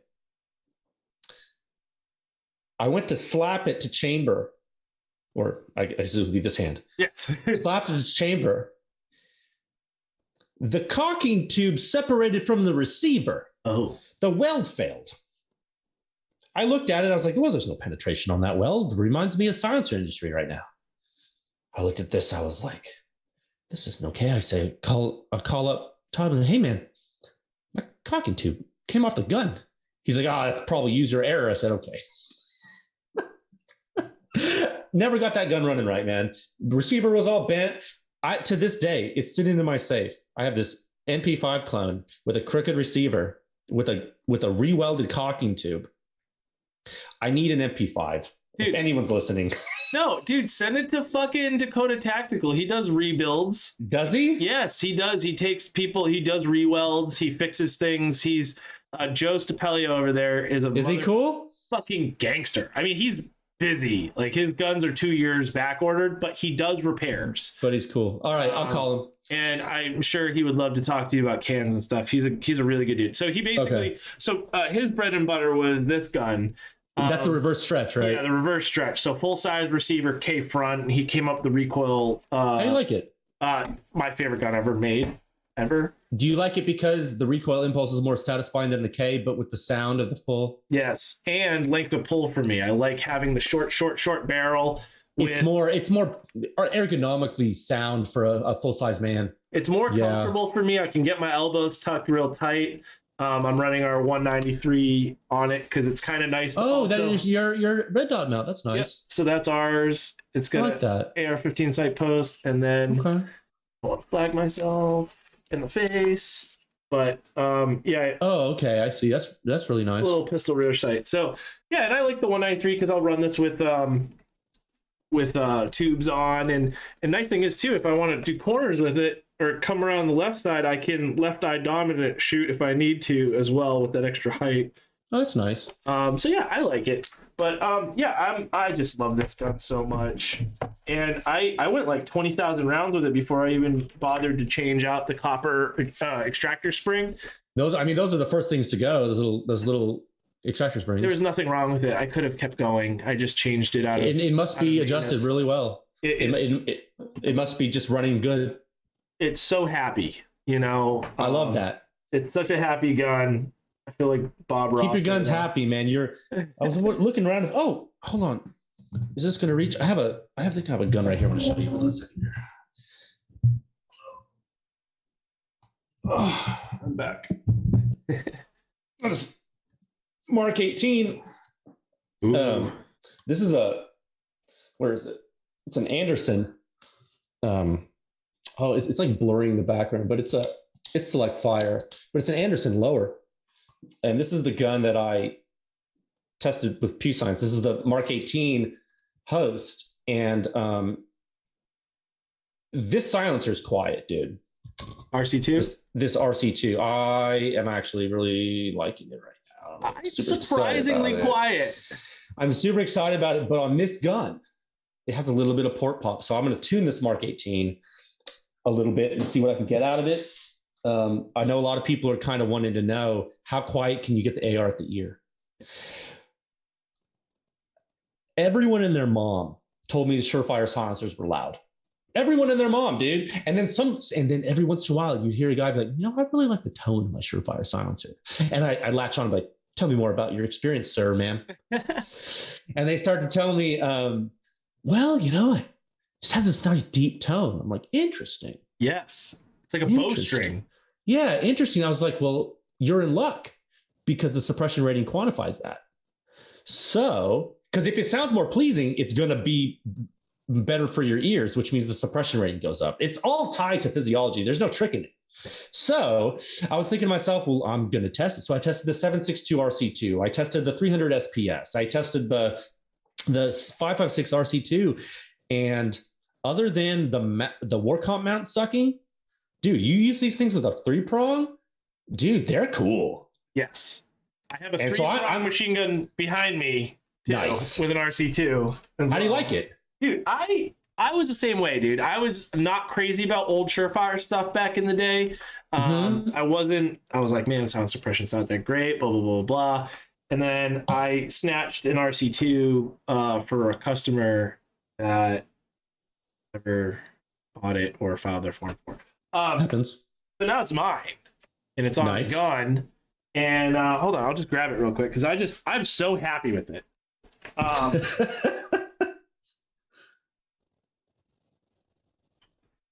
Let me run around like a little kid over here. So I have let me put my headphones back on. Ooh. So I did a 16-inch special purpose rifle, select fire Noveske N4 lower. Nice. It was one of the Arrow uppers. And the reason why I picked the Arrow is one, it was in stock and on sale, but it's the one that has the bezel that's machined, the bell housing. Bro, I have one of those, dude. And I thought it would be a great host for a special purpose rifle so I could put the Harris bipod on and actually load this and not worry about something wiggling on a barrel nut. Yeah. So I put the RC2 on it. And okay, that's a 556. Yep. And it does not have an adjustable gas block. But man, what a soft shooting gun. And I put the condition 1 on with the T2 and a what barrel length? 16-inch. What gas system length? Oh fuck, I don't know. Is it a mid? Looks like a mid. Probably. It's not a carbine, probably. That's crazy. No, it's a mid. So it's probably, that's cool. And you just have a fixed gas block. But that RC2, dude, the RC2, where's my RC2 at? 1 second. I'm going to pull this thing off the gun.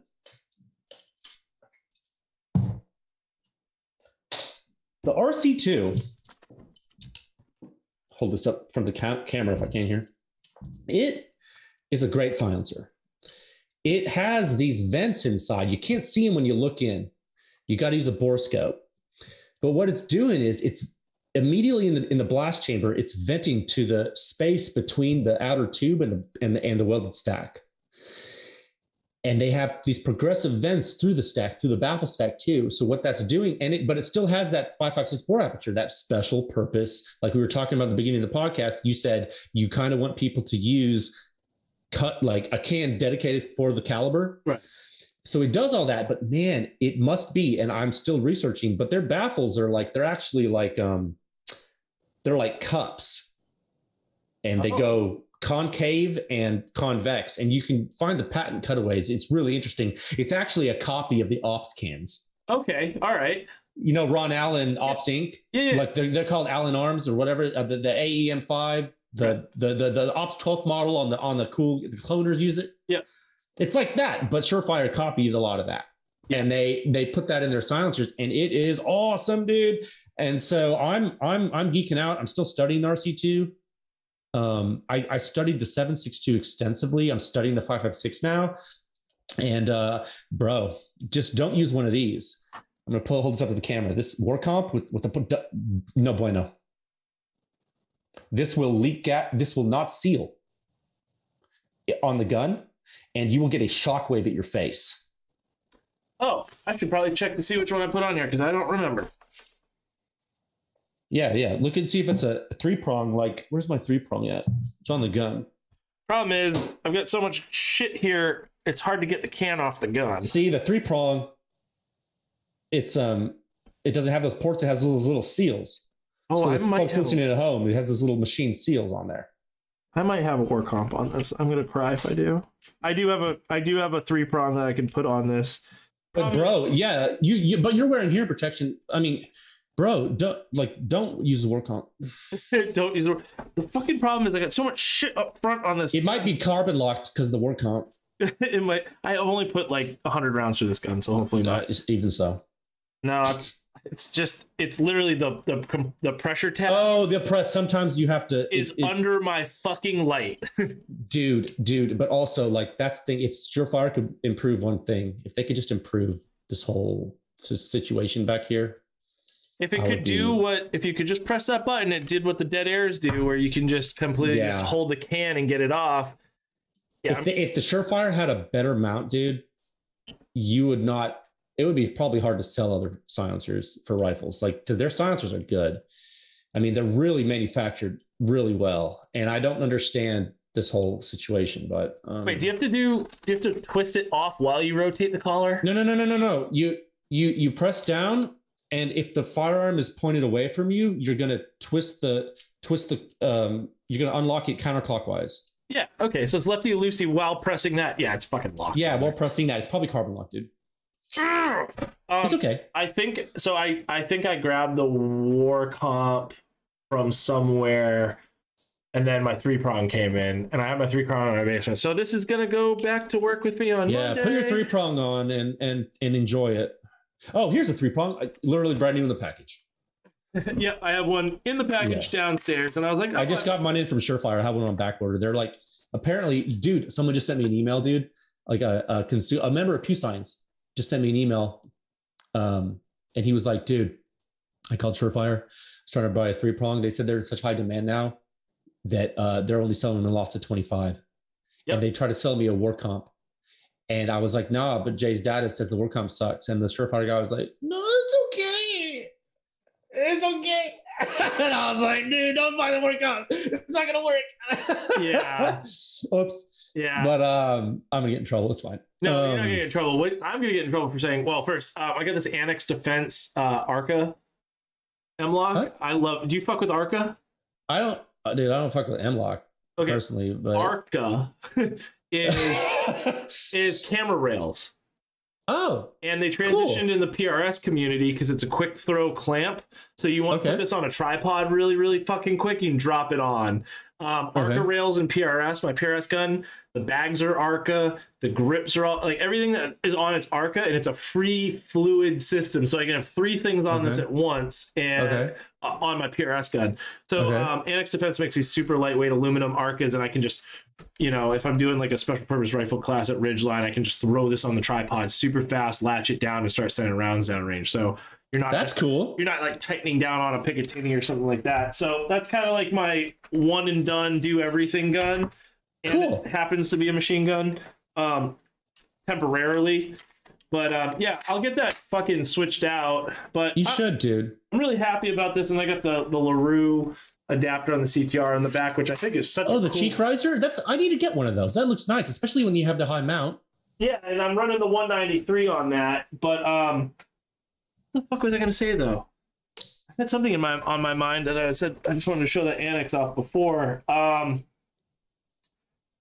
Surefire cans are freaking. They're cool, man. They're tough.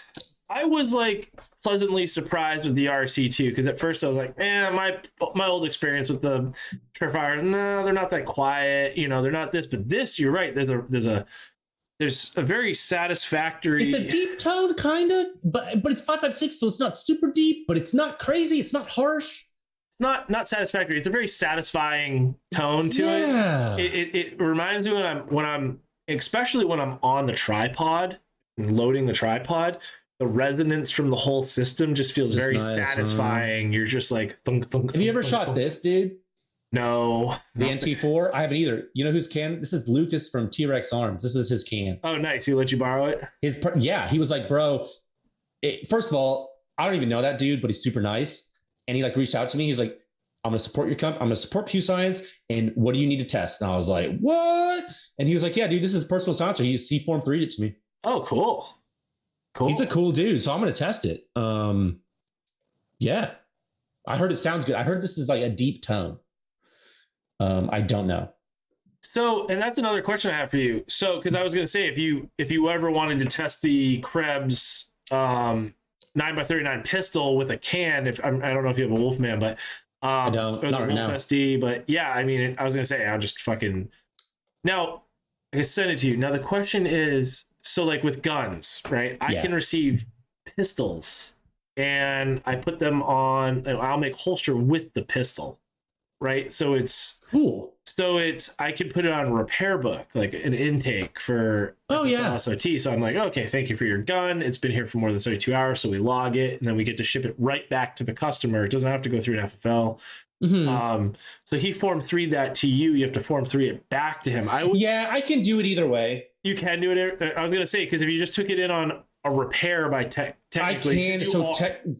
Yes. Okay. I mean, ATF told. Okay, now here's this is your listener is going to be like, what? But this is good for them to hear. So the ATF actually told me, because works a couple of ways. So I'm an 0702. So I'm a manufacturer I'm an SOT. I'm an SOT manufacturer. So an SOT FFL. So you're an 0702. Yes. So we can technically take in an item for repair gunsmithing, not only from another SOT, but from a consumer. Right. Dude, ATF was like, it's totally fine, blah, blah, blah. But we recommend that you Form 5 a silencer from a consumer when you test. I was like, you recommend me I Form 5? And he's like, well, it's not mandatory, but we recommend you form. I was like, I'm not going to Form 5 anything, bro. How about no? Can you imagine Form 5ing something from a consumer to repair it? That's crazy. So they said they don't make it mandatory, but they say they recommend to track. And I was like, I don't want to go down that road. No. So what I did was like, so what I've been doing is I've been Form 3ing from SOTs, because Form 3s are running a day or two. Right. And it keeps the ATF happy. I don't think it's mandatory, but my turnaround time for testing isn't like a day. Okay. I'm going to keep it for a while, and I'm going to be testing it. And I felt more comfortable with Form 3 just from a compliance standpoint. Yeah. So I'm still logging everything that comes in, obviously. So but even if if I was in your position, technically I'd be like, okay, well, I'm going to clean the suppressor before I give it back. If it is and ATF's okay with it. I mean, they know I'm performing diagnostic services. So it is a testing, Your diagnostic services per can, essentially. So technically it could go on a repair book. You never have to Form 3 it, as long as you're logging it. And even if the SOT logs it out of their books and back on for repair, I have like a NFA repair book too. So I make the ATF happy, like ATF, NFA repair book, ATF A&D, NFA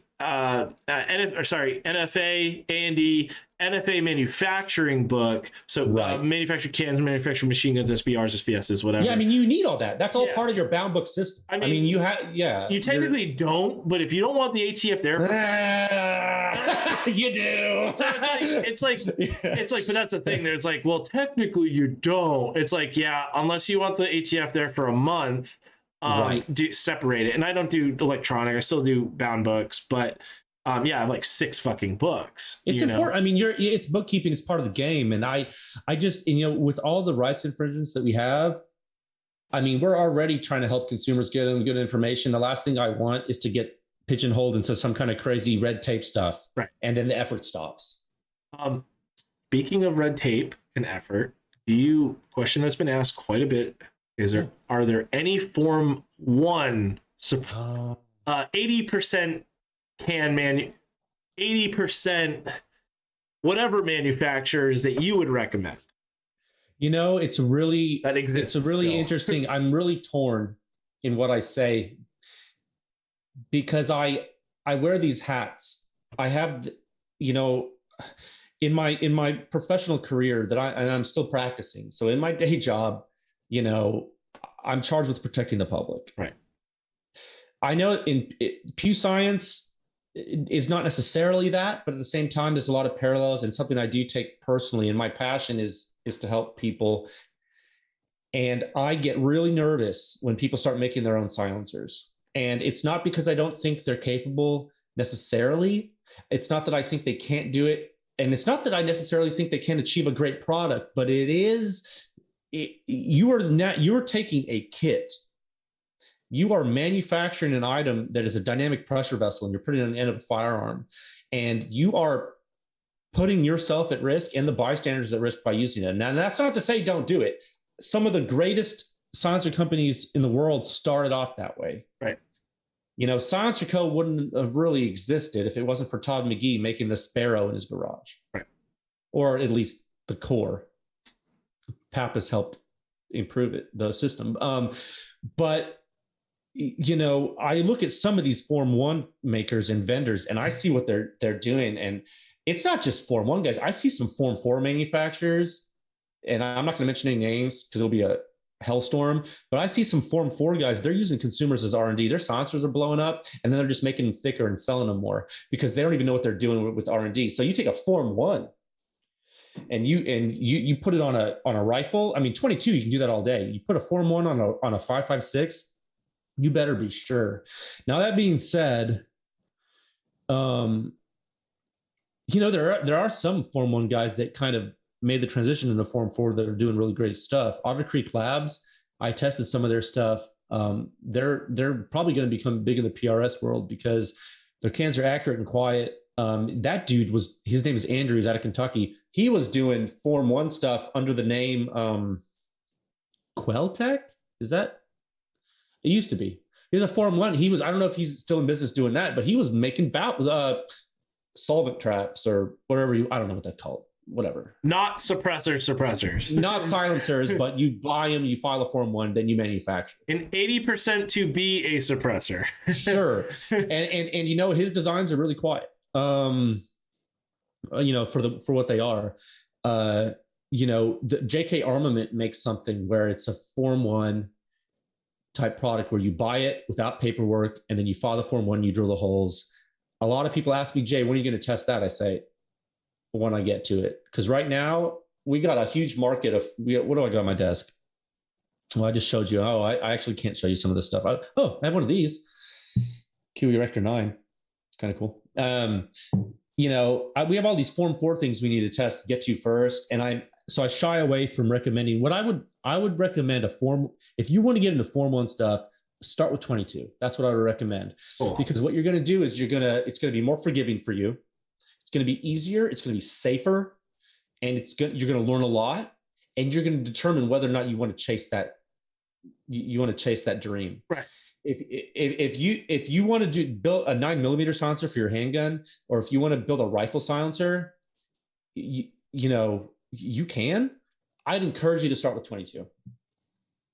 Yeah. I think and.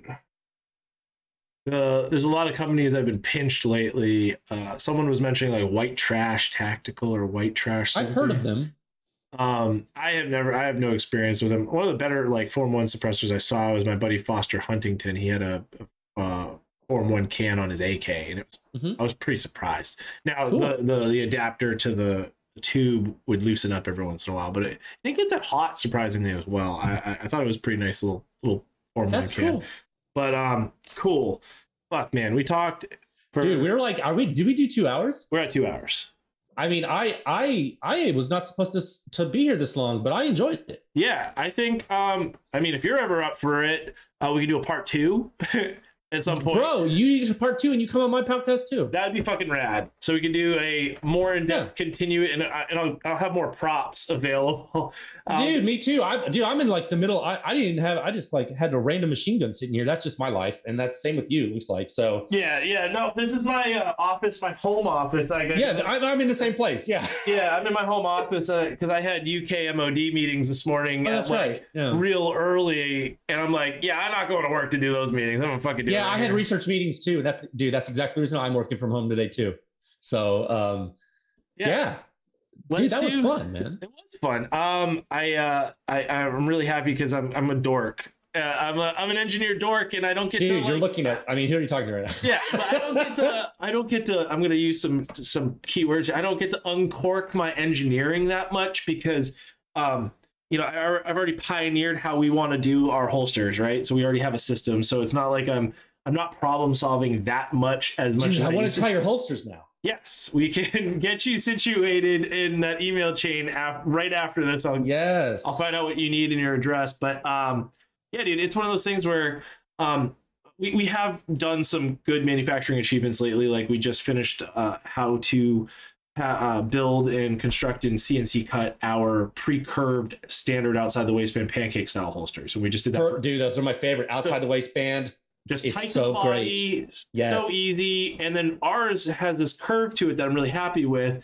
And we finally got it so that, okay, this section line up, they look good. And we just did our first run for FN. So we do OEM for FN. And dude, that's what I need. I need my compact tactical to have a holster for it. There we go. Well, I have CNC cut ones ready to go. You the man. So we can do that in whatever color you want. So we just finished that. So we're going to start rolling SIG. I got to do some SIG stuff. SIG's up the street. So we got to do some SIG stuff for them for outside the waistbands. And so that manufacturing process, I was really happy. I was like, okay, if we do it this way, it will fucking succeed. And then my engineers apply it and it works. I gotta get like an eyeliner and like custom weld it, because there's one where we have a product called the Gittera. It's a 3-banger magazine insert for kangaroo pouches for chest rigs. Cool.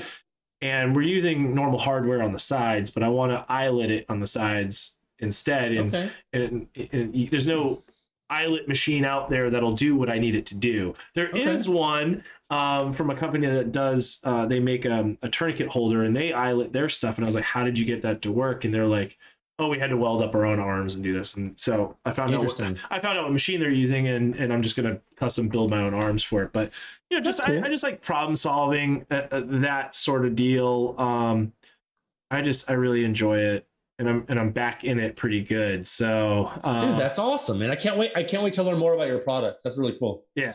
I love the military side. That shit makes me so happy, is doing the military, like when oh, we have this and we need something to do for this. And I'm like, okay, I'll figure it out. Like there's one that we talked about today that if I can execute it, it's nice. Real. Thank you for that idea, guys. Thank you. That's cool, man. I'm going to try. No, I hear those MOD blokes are nice. They are pretty nice. So, anyway, man, this was episode 19 of the ANR Design Unholstered podcast. Jay, owner and technical executive. What happened? You're gonna kill me. You did fine, man. Technical. Hold on, I got it. Technical director. So director, executive, close enough. It's all me, dude. I run it. Pew Science, guys. You can find Jay on Instagram. He publishes his recipes like guns, silencer, ammo. Makes it real simple for you on social media to go, oh, that's what that does. And what an awesome time I had. I love getting real technical and talking engineering, because it makes me feel like my degree is doing something in my brain. It was awesome, dude. PewScience.com, the J Situation podcast every Wednesday. We've done like 80 episodes so far, and it's crazy. I explain the research on the podcast. Everything's free on PewScience.com. If you want to support us, you can with a membership. You get more data, and you keep it going. That's cool. That's awesome. Well, Jay, thank you so much for being on my little tiny humble podcast that I don't do enough of. Hey, man, it's awesome. We're going to do it again. Awesome. Thank you so much. Thank you, sir.